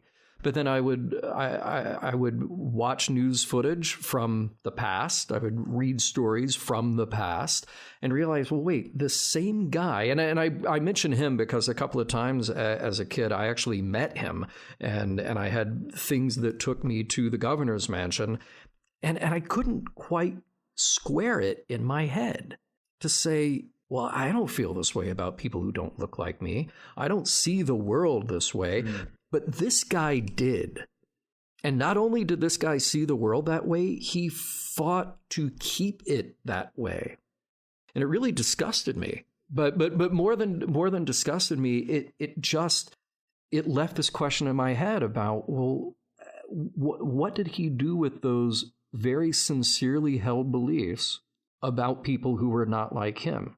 That's what I'm talking about when I talk about the aftermath of who we are. Those civil rights struggles died down. I won't say that we totally live in a world that is free of that kind of challenge, because we don't live in a world that is totally free of that challenge. But that moment of it that was going on in the late 60s, well, from the early 60s to the late 60s, that part of it died down, and it died down in Alabama where they really got the terrible brunt of it. But all those people the next day went about their business. And I wonder how many of those people, when they realized that the world was different now, how many of them were able to really open their arms and open their hearts to the people who the day before they had said, no, you're not like us. You can't come into our restaurant. You can't come into our church. You can't come into this doctor's office or what have you. I know that this is going down a long historical road. It's okay. But I'm tying it back into what I see in Star Trek, which is, the Corbomite maneuver. A minute ago, this guy was our enemy. A minute ago, this guy was going to kill us or we were going to kill him. But now we have the upper hand. Now we actually get to prove who we are. And I thought about that when we were talking about Cardassians in the most recent episode of Mission Log, which is all right, guys, you all put down the weapons. And Bajor is no longer occupied by Cardassians, but you have these kids there who need your help. And how much work are we going to do to actually build a bridge between these two cultures?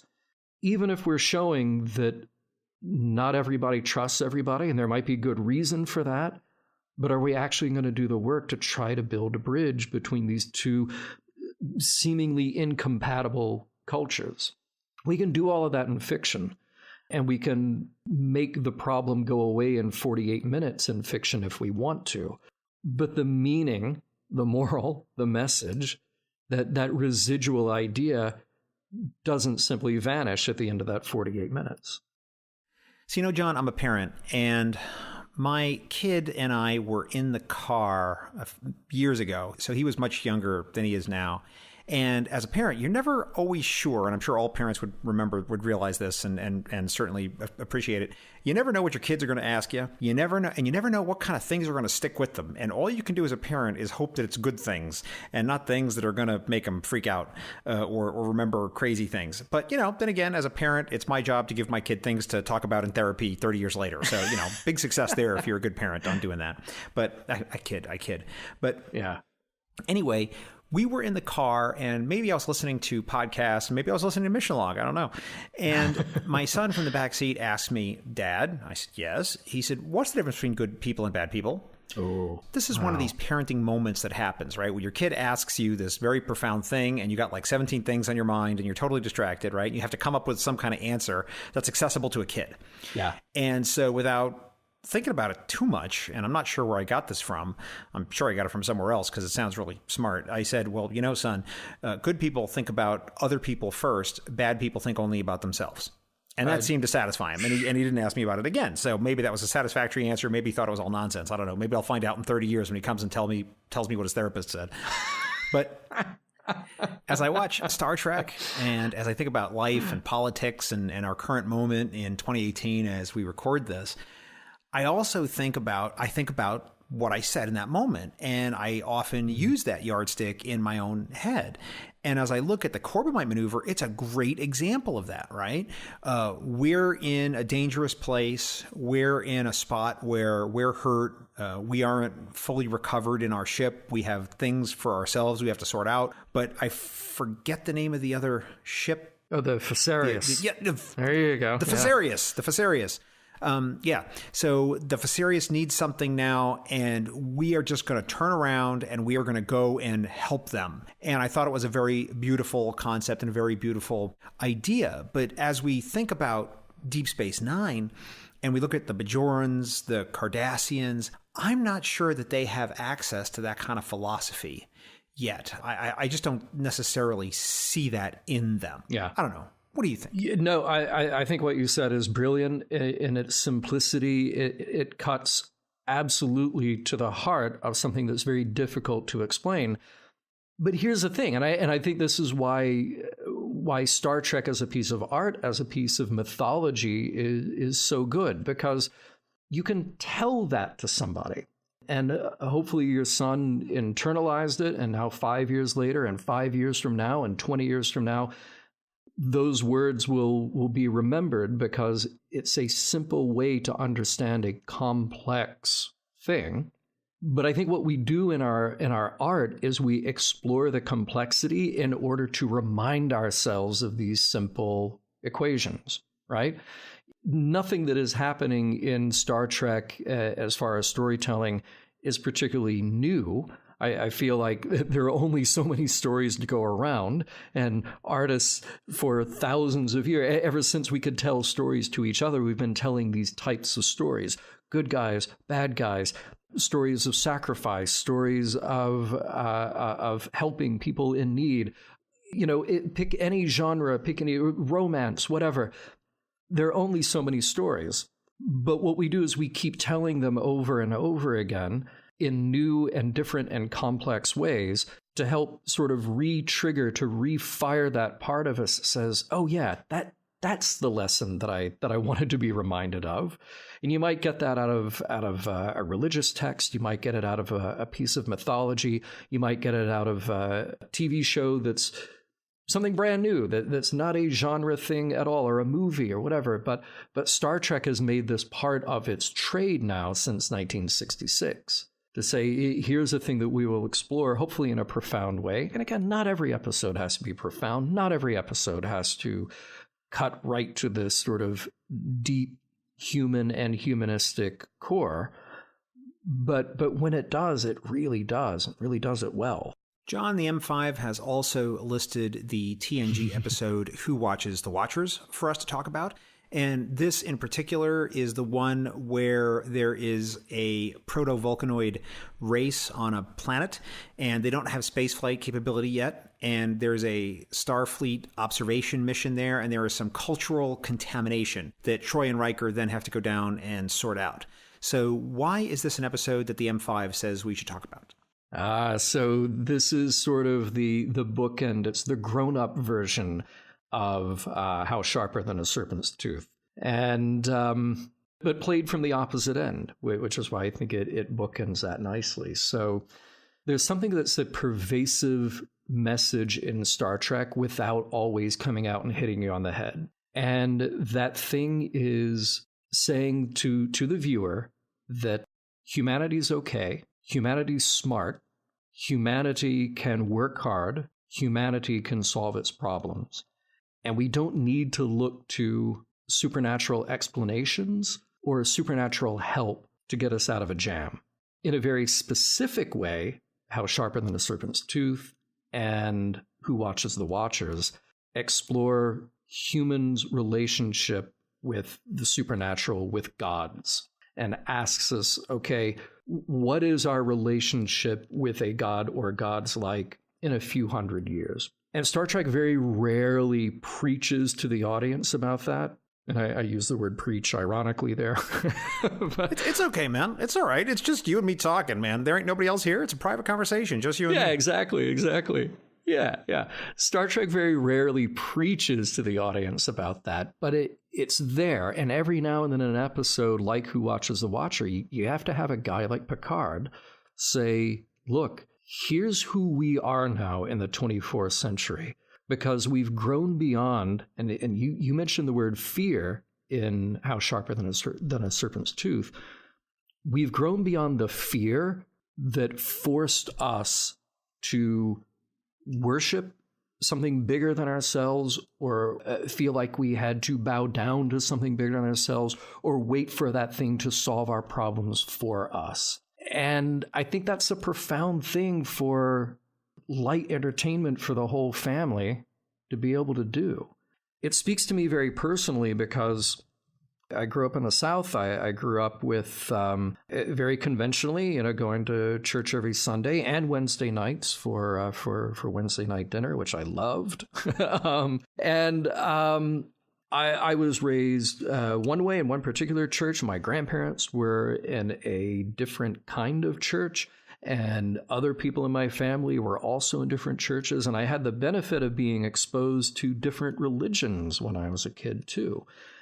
And at a certain point, late in my 20s, I want to say late in my 20s, I just started to kind of question and explore that. And I found myself becoming more and more a quote-unquote humanist before I knew that was the word for it, before I knew that Gene Roddenberry had sat down and done an interview with Humanist Magazine, and that's how he described himself.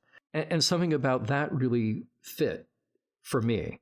The thing about it that fit was thinking, humans are the ones who have designed philosophies and mythologies and stories to tell ourselves who we are and to help create a guide map of where we should be going. And a part of that should be getting rid of the fear that comes along with, angering a god who will punish you if you do the wrong thing or say the wrong thing or think the wrong thing, and will punish you for eternity if you really say the wrong thing or do the wrong thing or think the wrong thing. I think Star Trek is bold when it explores that.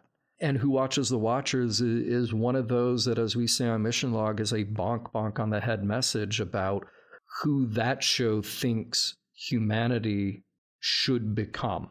At the risk of being perhaps too provocative, and it's okay if you don't want to answer, we can maybe move on, but at the current political moment in 2018, it seems there's a lot of sensitivity around political tribes. And it seems to me that in a lot of ways, political identity and political tribalism has replaced and supplanted religion, in that the political tastemakers on both sides have really settled on the idea that political truths are revealed truths and are handed down from on high and cannot be questioned. And you just have to accept them. And if you don't accept them whole hog from whichever side you're on, then you're some kind of apostate and you must be destroyed completely. How would you respond to that? Yeah. Oh, man. That is such a tough thing for all of us to wrap our heads around, because all of that is tribal, whether it's a religious belief or a nationalistic belief or a political affiliation. It is extremely tribal. And I don't think one is better than the other or worse than the other, but it speaks to something in us that I think maybe at the core is about a grasp for power. If you are powerless, you feel more powerful when you're part of a group. I was never somebody who felt like I needed to be on a team or in a fraternity or something like that to belong to something. It just wasn't in me. But I know a lot of people who do. And then that becomes a very important part of their identity. I like to be challenged on ideas. I like to argue. I think I mentioned that.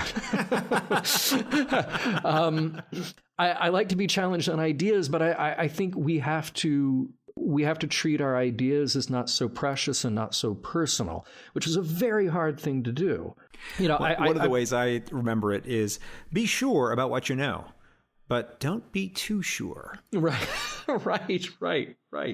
And you know, the best arguments about ideas come backed up with evidence and not anecdotes and a respect for where the other person is coming from. Now, all that said, ridiculous ideas need to be ridiculed. I think that is very important. Sometimes you've got to break eggs to make omelets. How many of these can I just throw out? You know, Sure. Sometimes that has to happen. It doesn't always change minds, but that is part of discourse. I brought up one of my favorite quotes, which is Thomas Jefferson saying, "Question with boldness even the existence of a God, because if there be one, he must more approve of the homage of reason than that of blindfolded fear." I love that quote because it's in the context of talking about everything that should be questioned. But this is the denouement. This is the top of the argument here. You have to be thoughtful about every idea. You have to question every idea, even if it's something as difficult to do as question even the existence of a God. Profound to say in the 18th century, early 19th century, I think, when he wrote that. We hold on to a political belief because it becomes a belief about identity. Not only do we do it ourselves, but we allow it to put up a blinder for us about the people that we engage. I'm from one party, you're from another party. Oh, immediately I make some judgment about who you are. Yeah, it's this idea that, now I have to hate you. Yeah. Or even if you can get beyond the idea of I have to hate you, you make assumptions about where that person is coming from. And, if they believe this, then they must believe this. You know, Ken and I had a guest on Mission Log Live who is a philosopher, Kyle Johnson, who contributed to books. He contributed to the Ultimate Star Trek and Philosophy. Mm-hmm. And he talks about this idea of the observer changes that which is being observed. Like the Heisenberg uncertainty principle. Absolutely. So here's a guy walking down the street, and that guy could be anything. But you see then suddenly that guy, you get a better view, and he's wearing a Make America Great Again hat, or he's wearing a Bernie Bros hat, or whatever. suddenly that person changed because of the observer. Now the observer is putting every possible idea about what that person believes, where that person is coming from, who that person is, without actually getting to know who that person is. I'm not saying that that is 100% wrong. It's a very natural human thing that we do. We do divide into tribes. Yeah. And you meet somebody and you start to immediately size them up into general categories. I'm actually reminded of something from another fandom. I'm reminded of something from Babylon 5, which any listener to this show will know. I hold a special place in my heart for a lot of reasons. But one of the things they did on that show as a production thing, which was actually considered an innovation, amazingly enough, is, they had aliens in prosthetics every single week. So what they did was they actually hired a number of alien actors and they put them on staff, and they were all the same shape, the same size roughly. And so each week they didn't have to worry about casting new aliens. They would just say, okay, we need 3 Marcab, 4 Narn, and 2 Centauri. And they would have these same guys, and they would just show up and put on the prosthetics, and off they went. And they could be any kind of alien each week. And they actually got to save a ton of money in doing this. I mean, it really was quite a simple idea, but really, really, really helpful for the budget. Yeah, no question about that.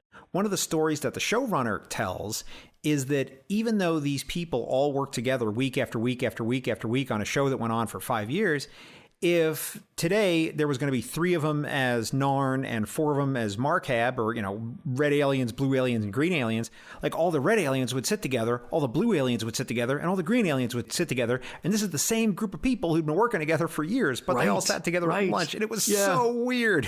And it was just something he noticed, right? It's that we break up into these tribes. Yep. And there's something in the human psyche that we just gravitate towards that. And it's just a very interesting idea. And as we look at politics today and we think about, where people are and things, I mean, for myself, I'm not a member of Team A or Team B. My politics is like politics Q, right? Q. So I don't fit in with any of these particular groups. So I don't fall into the habit of getting wrapped around the axle about the latest outrage of the day that's on either side, because I'm sort of outside of it looking in. So I don't really feel it the same way they do. I have other outrages that no one else seems to care about that bother me. But I do try to examine my beliefs with a very well-deserved humility. And I try to self-examine my life, like Socrates in Plato's Dialogues talks about, right? Self-examined life, why that's so important. And if you're not doing that, your life isn't even worth living. You really have to think about what kind of person you want to be. Mm-hmm. And I think that Star Trek is something that helps with that a little bit. And it challenges us to think about, are we living our life for others? And not just the other people right around us, maybe our family members and our friends, but also the wider human family, those people who might be 5 or 7 standard deviations away in living and being from how we are, in different cultures on different sides of the world, with completely different dimensions to their life than might even be accessible to us. Are we living in a way that's helpful for all of the others in the world? It's a really pretty heavy idea to think about. So I realize I just put a bunch of pretty heavy stuff on the table there, but what do you think? I wonder if we do that. I don't mean to take it to kind of a depressing place, but, we all like to think that we have arrived at our ideas for good, rational reasons, and we haven't. A lot of the preconceptions and reasons that we have for our beliefs, whatever they are, personal, political, social, religious, a lot of that stuff we arrive at for emotional reasons and just by virtue of the fact of where we were born and who raised us. And it's very hard to unravel and untangle that. I also think that we tend to think that we have empathy, and we can watch a show like Star Trek that has a deep core of empathy in it for those who are not like, quote unquote, us. But do we actually live it?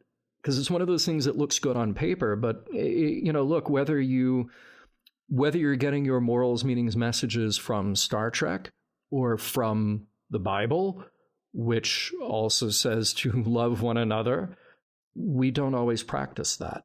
In fact, the majority of the time we don't practice that. And I've said before on our show how I'm amazed and disheartened every time you hear about someone who had a sudden change of heart because the problem of the other, quote unquote other, suddenly ended up in their backyard, in their family. To me, the default position should be empathy. And none of us are perfect at that. None of us have 100% batting average on that. But when you read about the person who was a hateful homophobe, who then suddenly, they found out that their son is gay. Oh, so now we won't be so hateful. So now we'll maybe champion the fact that people who don't live the same lifestyle that I do should also have rights. That kind of thing, half of me says, well, good for you for having a change of heart. The other half of me says, where was your empathy before that? What actually, what actually prevented you from seeing people unlike yourself as something less than yourself? Because the messages are there. The messages are out there in Star Trek or whatever to say, hey, try this. Try seeing somebody who's not exactly like you as being equal and worthy of respect. Well, then, John, at the risk of asking you a question, I suspect I already know what the answer is. Let me offer you this. Mm-hmm. Who mourns for Adonais? Are we to ridicule him? Are we to embrace him? Are we to ignore him, or should we pity him? I think he should have empathy shown toward him. Absolutely. Because here's the thing, I picked that episode because it fits right there with How Sharper Than the Serpent's Tooth and Who Watches the Watchers. Who Mourns is another episode where Star Trek is challenging the audience to say, who are we when we think we can outgrow superstitious and supernatural beliefs?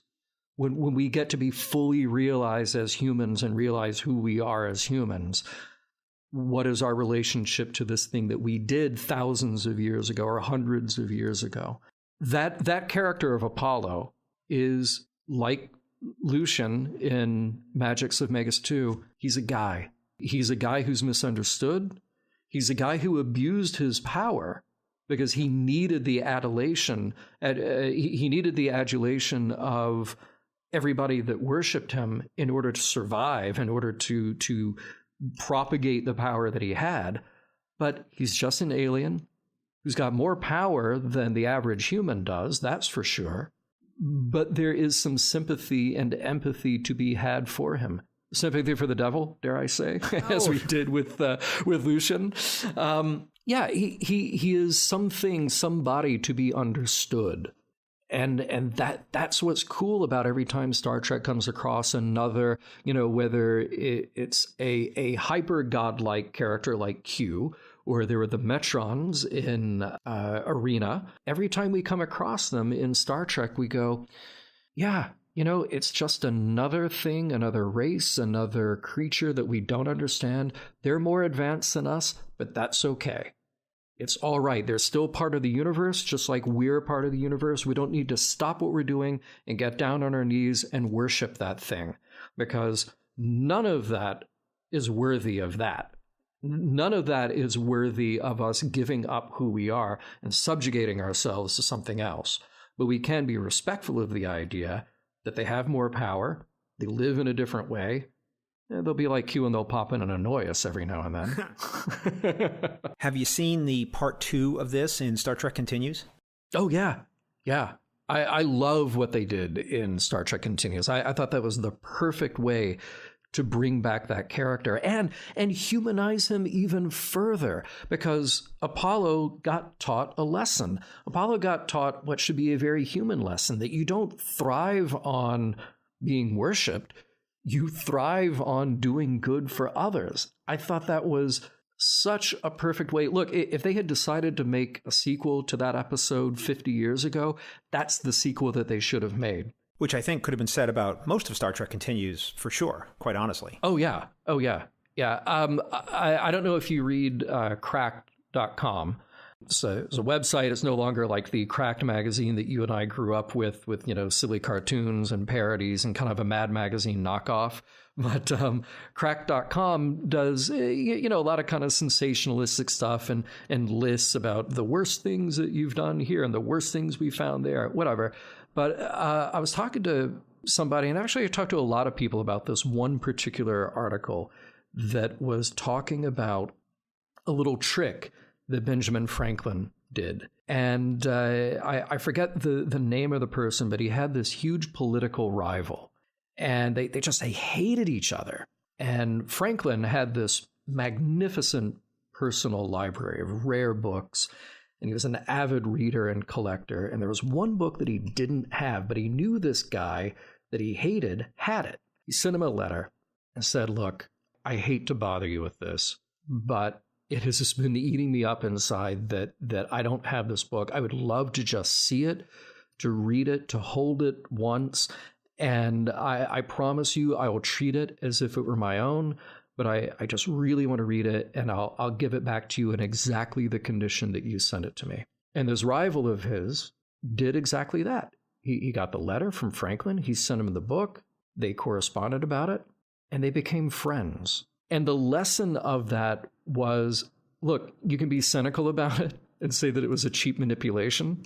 Because the manipulation is, at its core, if you do something for somebody else, you will like that person better. Now, the flip side of that is the more that is done for you, you can actually start to resent those who were doing so much for you.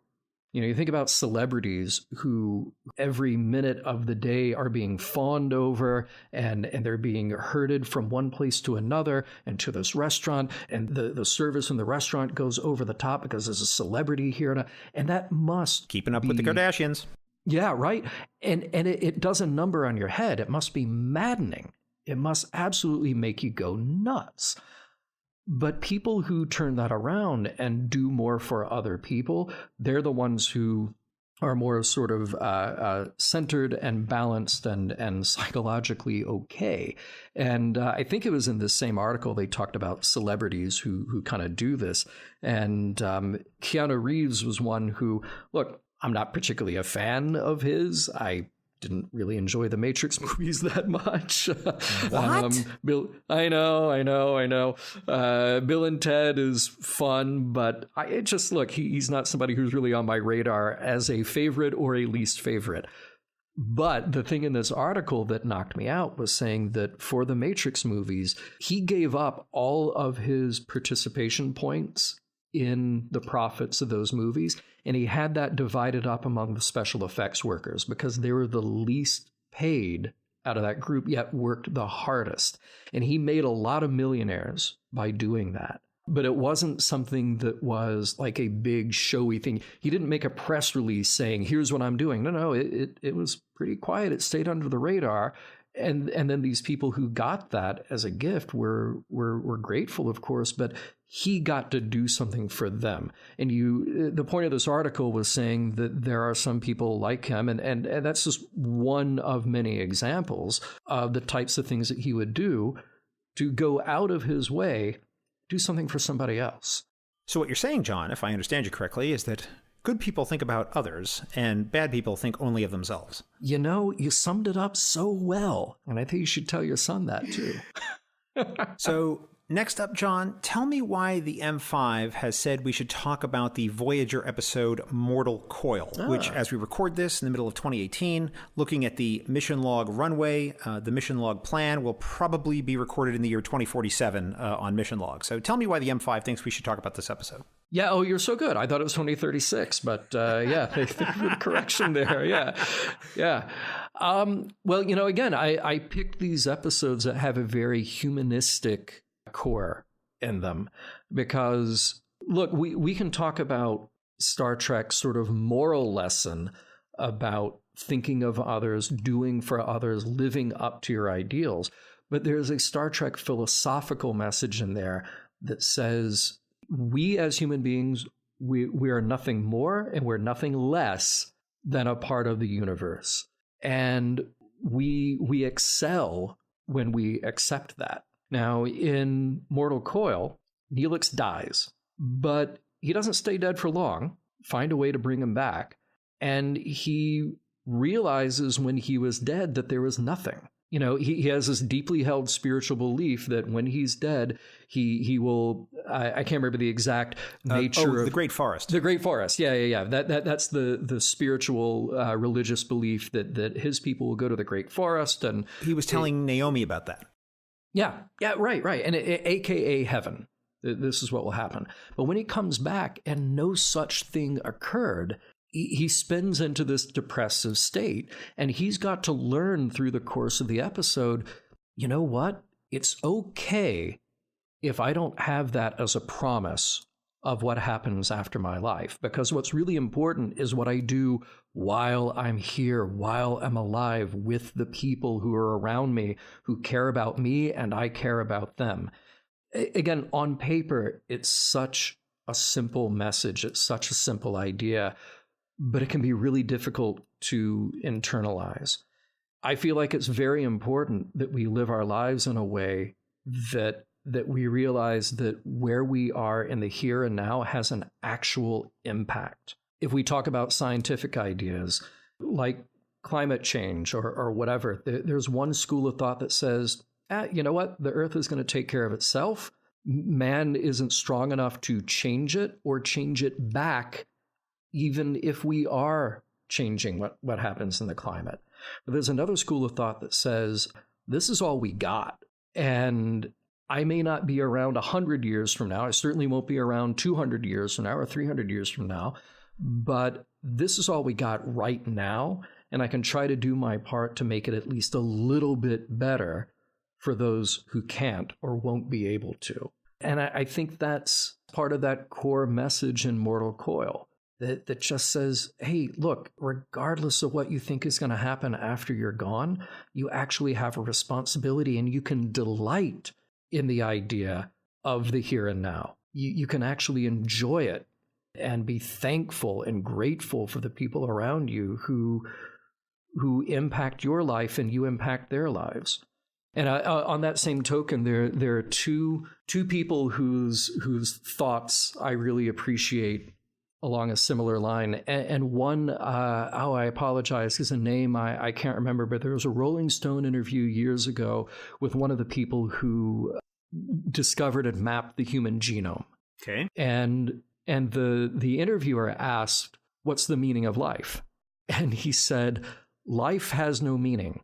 Lives have meaning, which I thought was wonderful. I thought it was such a great way to look at it. That, yeah, look, in the cosmological sense, in the spiritual sense, life may honestly it's just a combination of chemistry, and aren't we lucky to have a brain that expresses consciousness as its job? But what actually has meaning is the lives that we live and the lives around us that we impact and that impact us. As I watched the episode, there were two things that really caused my gears to seize up a little bit. Okay. First was when Neelix realizes what's going on and he suddenly screams. And the cut, it immediately went black. And I don't mean like a fade to black. I mean, it immediately went black. And I think I was watching this on my phone. I thought I was getting an incoming call. Or it was like reminiscent of the end of The Sopranos where the screen goes black, right? It was just all of a sudden. And it just seemed very uncharacteristic for how they edited and put together Star Trek at the time. So it was just very weird to me. And it's just something that jumped out at me at the episode.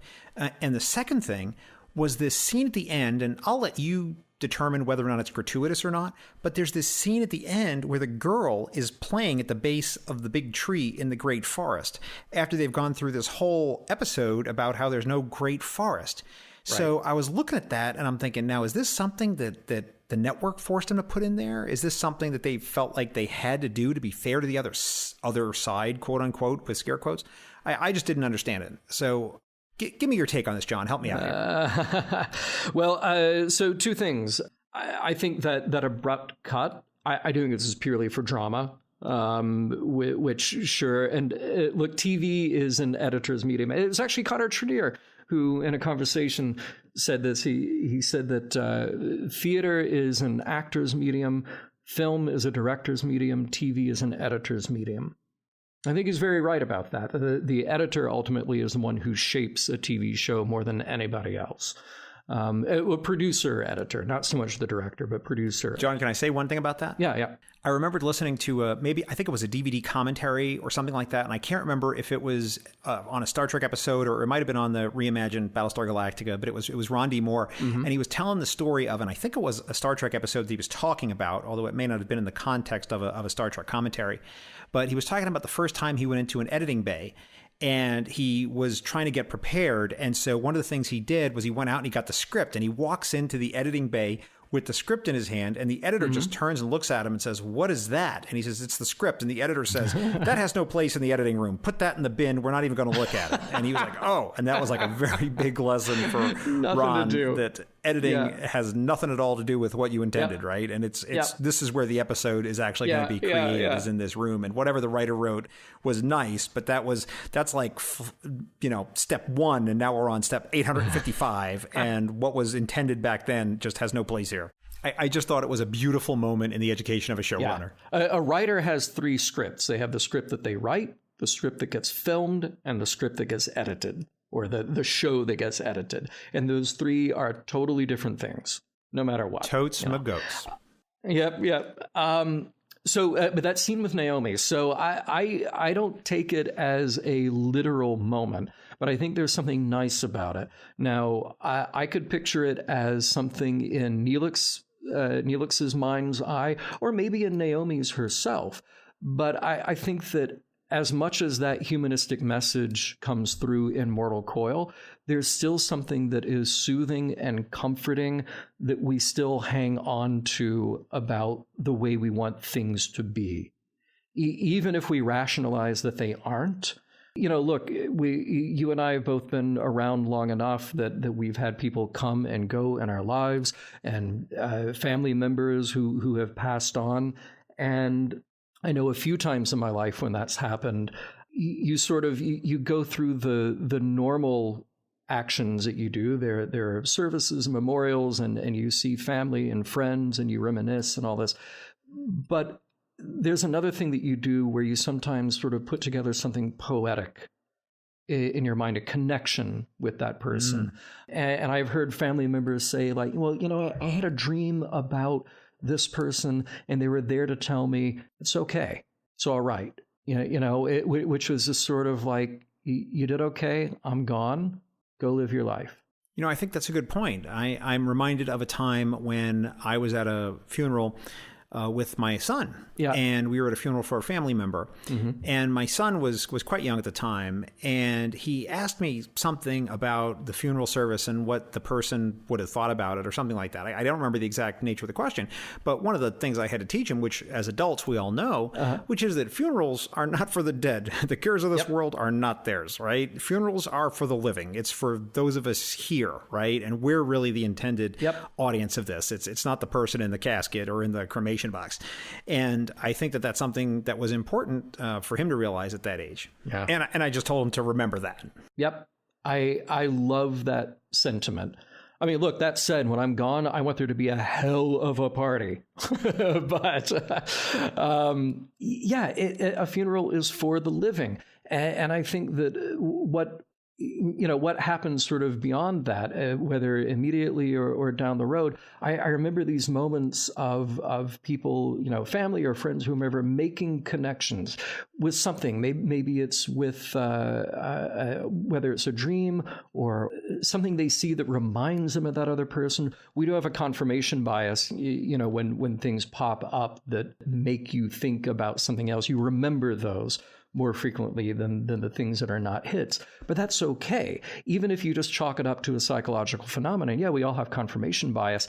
It's all right. We still get to create the poetry in that for ourselves. We still get to hang on to that belief for ourselves. So totally. The thing with Naomi in the forest, even if the show is trying to say, look, there's not literally this place, when Neelix dies or anybody from his, they don't literally go to the great forest.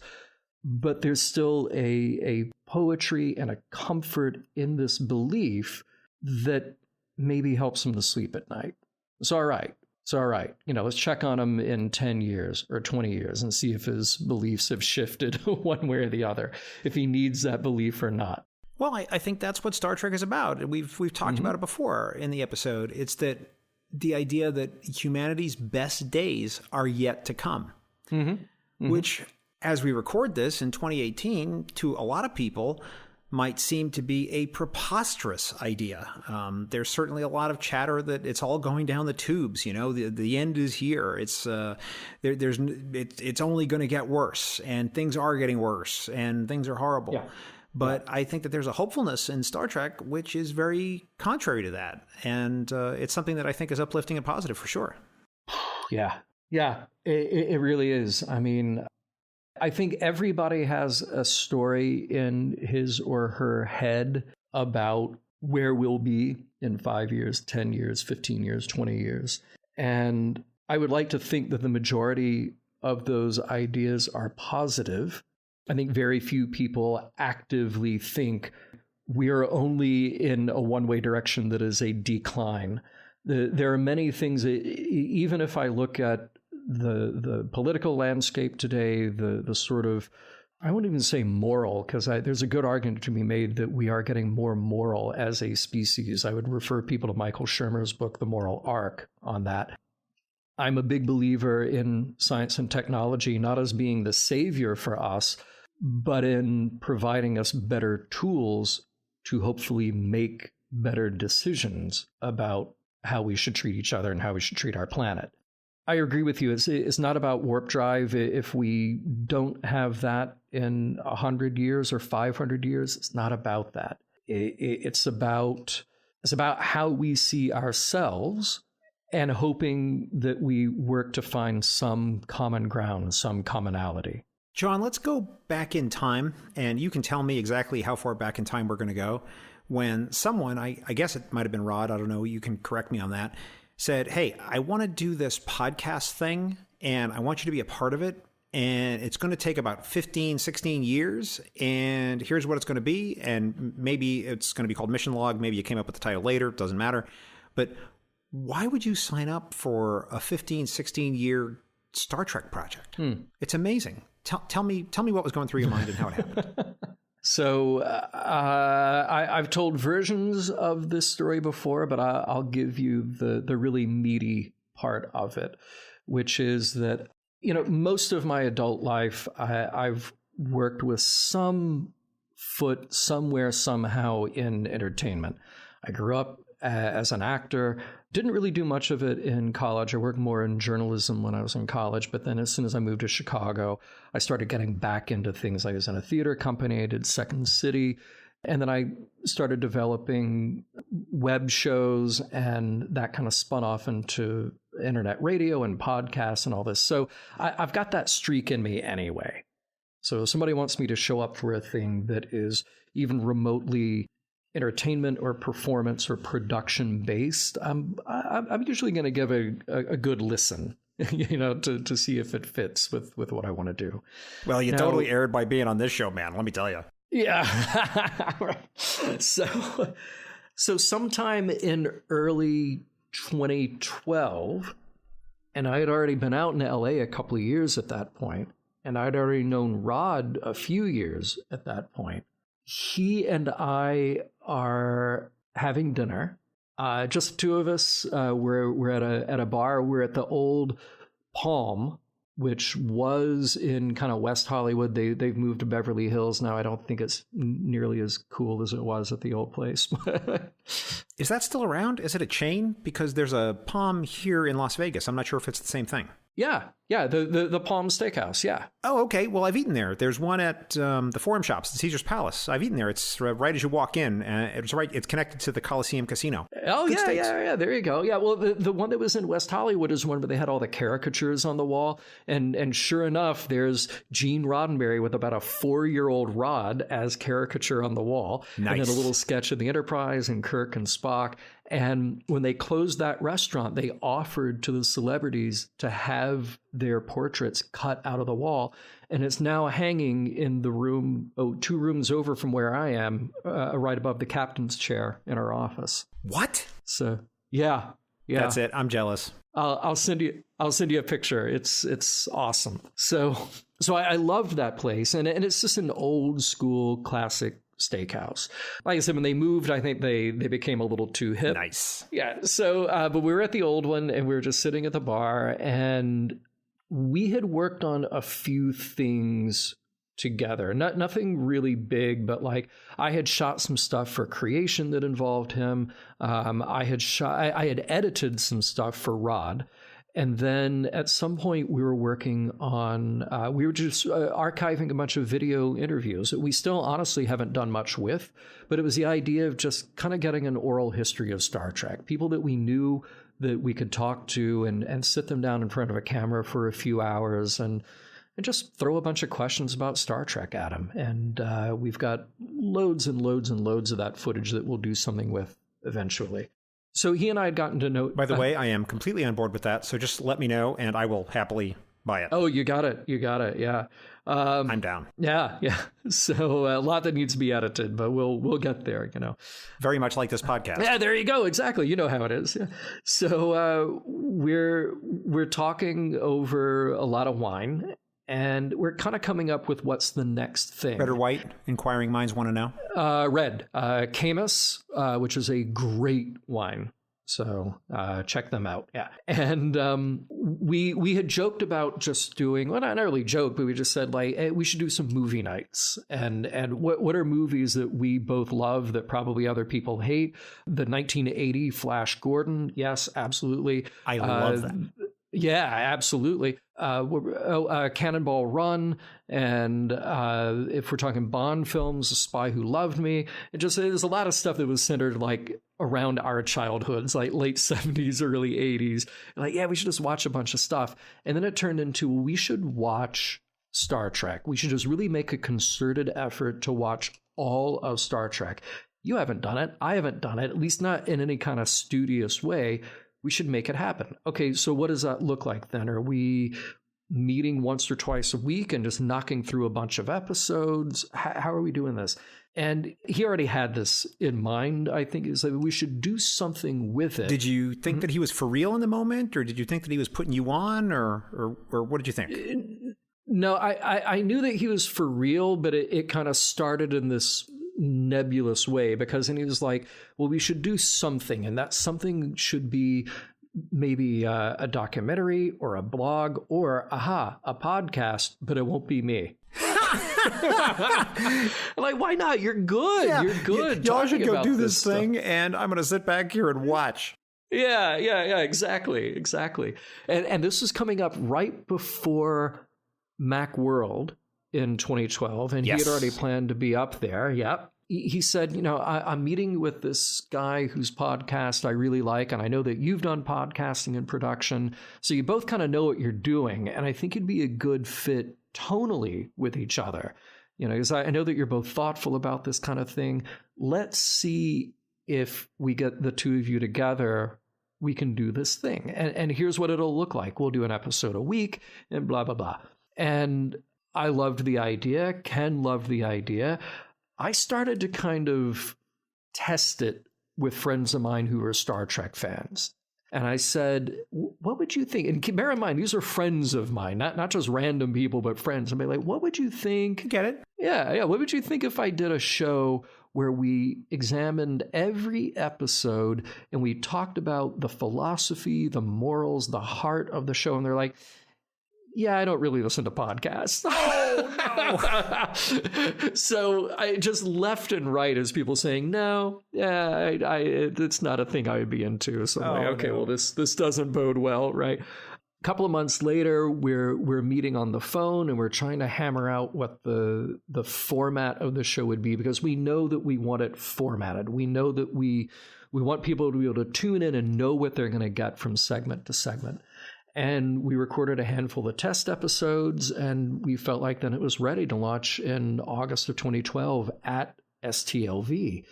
And it was very shortly after the launch that somebody sent us a spreadsheet with every episode saying it's going to take you 14.9 years to get through all of this.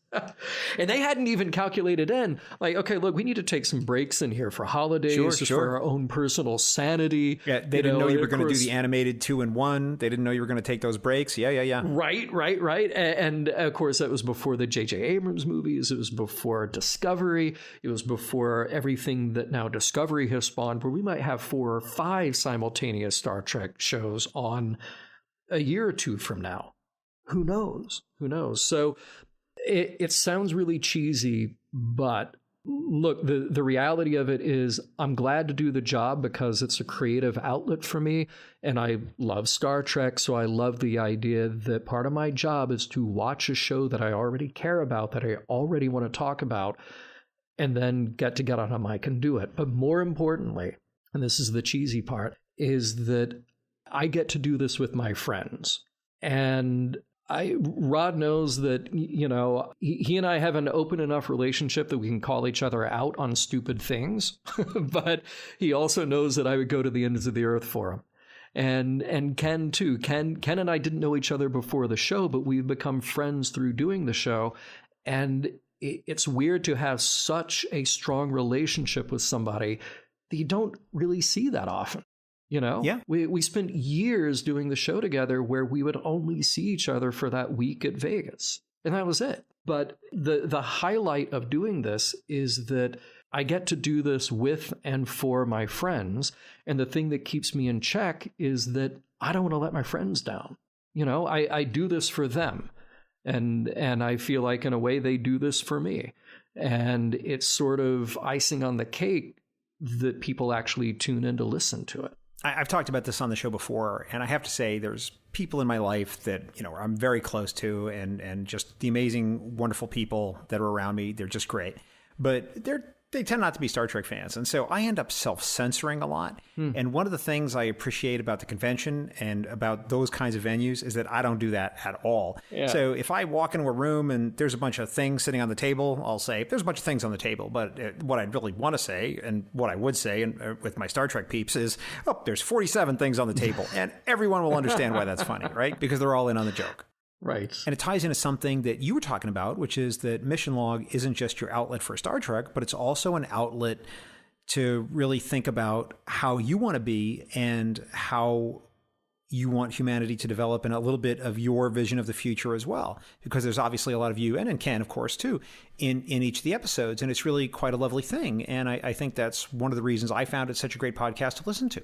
I really appreciate that, man. I mean, it's, you know, I would not have thought however many years ago that Star Trek would be a professional part of my life. That's the thing that I would do, and it is a thing, among other things, but it's a thing that I would be known for, is doing this. And I also wouldn't have thought when we started that we would be having the kinds of discussions that we do. But I'm really grateful to Rod, and I'm grateful to Ken, but I'm grateful for Rod that he had the idea to put us together, because we provide an interesting balance to each other. You know, I've always said that Ken and I are very similar, and we have similar points of view. We have similar politics. We have similar senses of humor, but they're not the same. But not the same. I would totally agree with that. Mm-hmm. Yeah. And it's a great combination, because then when we hang out outside of the show, we have a terrific relationship as friends.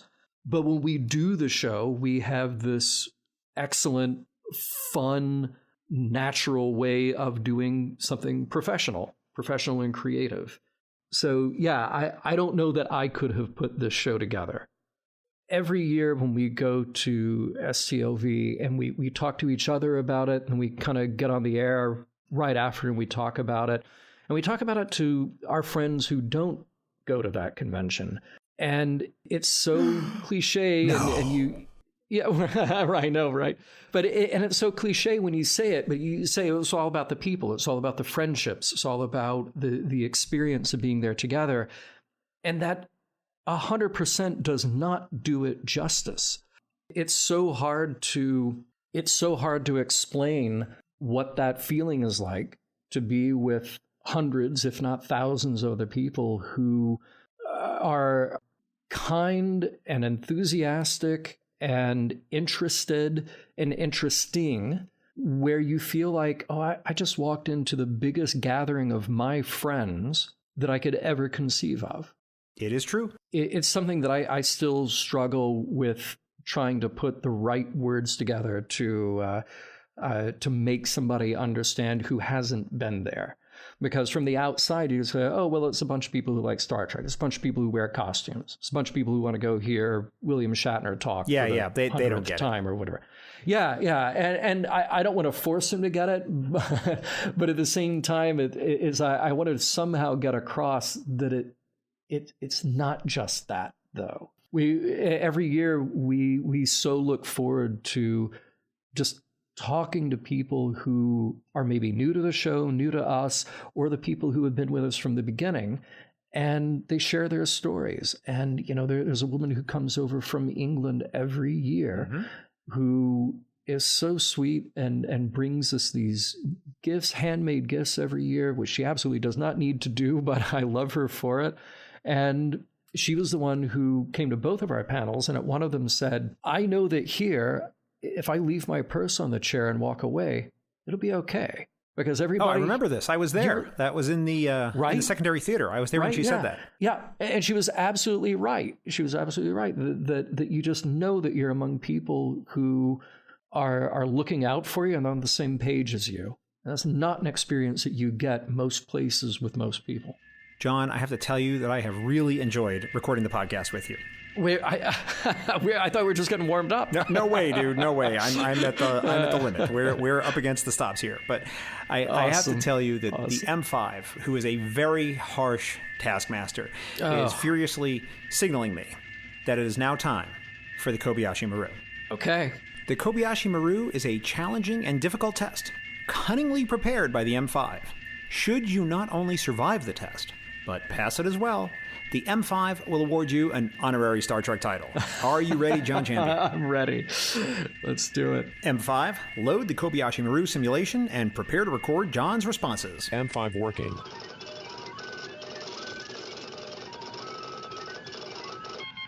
Simulation loaded and ready. Question 1. Unfortunately, you have graduated near the bottom of your class at Starfleet Academy. Such a shame. There are only 2 assignments left for you to pick from. Tribble Wrangler or Holodeck Cleanup Crew. Which do you pick? Oh, Tribble Wrangler. You've run afoul of the Klingons, and they've caught you. They give you the choice. Death by Batleth or death by Mechleth. What do you pick? Ooh, Batleth. Time for a traditional Bajoran meal. Will it be Hosperat souffle, very warm, or groat cakes with the squill syrup? Oh, Hosperat. Yeah. Let's have a relaxing game. Will it be 3D chess versus the Cytherian enhanced Reg Barkley, or Stratagema against Zakdorn master strategist Kolrami? Oh, we're going to go 3D chess. And finally, John Champion, just for you, Bonk Bonk on the head or You See Timmy? Oh, You See Timmy. Simulation complete. M5, please compute the results and tell us if our guest has passed the Kobayashi Maru.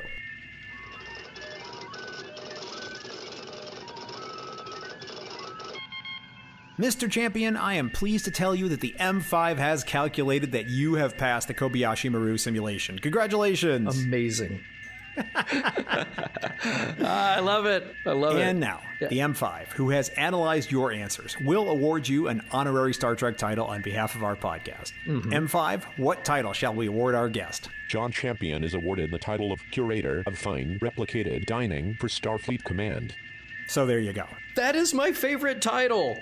That is awesome. Yes, that is precisely what I want. Oh, you know me too well, John. You know me too I well. do my best, man. But it's the M5. It is all the M5. So all credit goes to my computational overlord and business partner. That computer cannot be fooled. I do have to admit, though, man, I'm surprised you picked the Hosperat souffle over the groat cakes. I thought for sure you were a breakfast man. Yeah. The Hosperat, I don't know, I just feel like it's such a classic, that I wanted to go there. They both are classics, but I can stand a little heat every now and then. Not all the time, but we'll go there. And I also feel like, let's see, being a Tribble Wrangler, look, let's face it, Tribbles are cute, they're fuzzy. I also feel like they could be lured away with a little Quadro Triticale. You just have to be careful. It just takes planning. I want no part of cleaning out the holodeck. Oh, that would be nasty. Nasty. Yeah. Yeah, I also feel like Batleth, there's a lot more. Well, there's a lot more there with the Batleth. I feel like it'll just be quicker, easier, painless. Yeah, there's some logic to my answers here. I thought these through. Now, look, as far as the gaming situation, they're both completely insufferable. but just completely insufferable. But I figure with Reg Barclay, even if it's Super Reg Barclay, he can be distracted easily by talk of geeky things. So, there might be some common ground to be found there. You could say something like, if you lose this game, I will give you my time in the holodeck, right? I'll sign it over to you, and you can have an extra couple of hours to go play around with mini-sized Riker or whatever in there. Yeah, see, exactly. He could be distracted. He could. John, please tell people how they can get in touch with you. I would love it if, first of all, if they would find us at missionlogpodcast.com or podcast.roddenberry.com. Those would both be good ways to find the show, and that'll lead you to everything else, like our Facebook page, our Twitter handle, etc. Now, personally, I'm on Twitter every now and then as @DVDGeeks. I'm also on Facebook under my real name, which is John Champion. Contrary to some belief, that is actually my name, John Champion. And you can also find me on Instagram, jchamp72. So, or Slow Mo Gentleman, which is fun too. But I'm surprised it's not 47. No, I know. I should change it, right? Yep. John, thank you so much for being part of Trek Profiles. Thank you, John. This is awesome. This is a lot of fun to have a conversation with a friend, and I love it. I appreciate the invitation.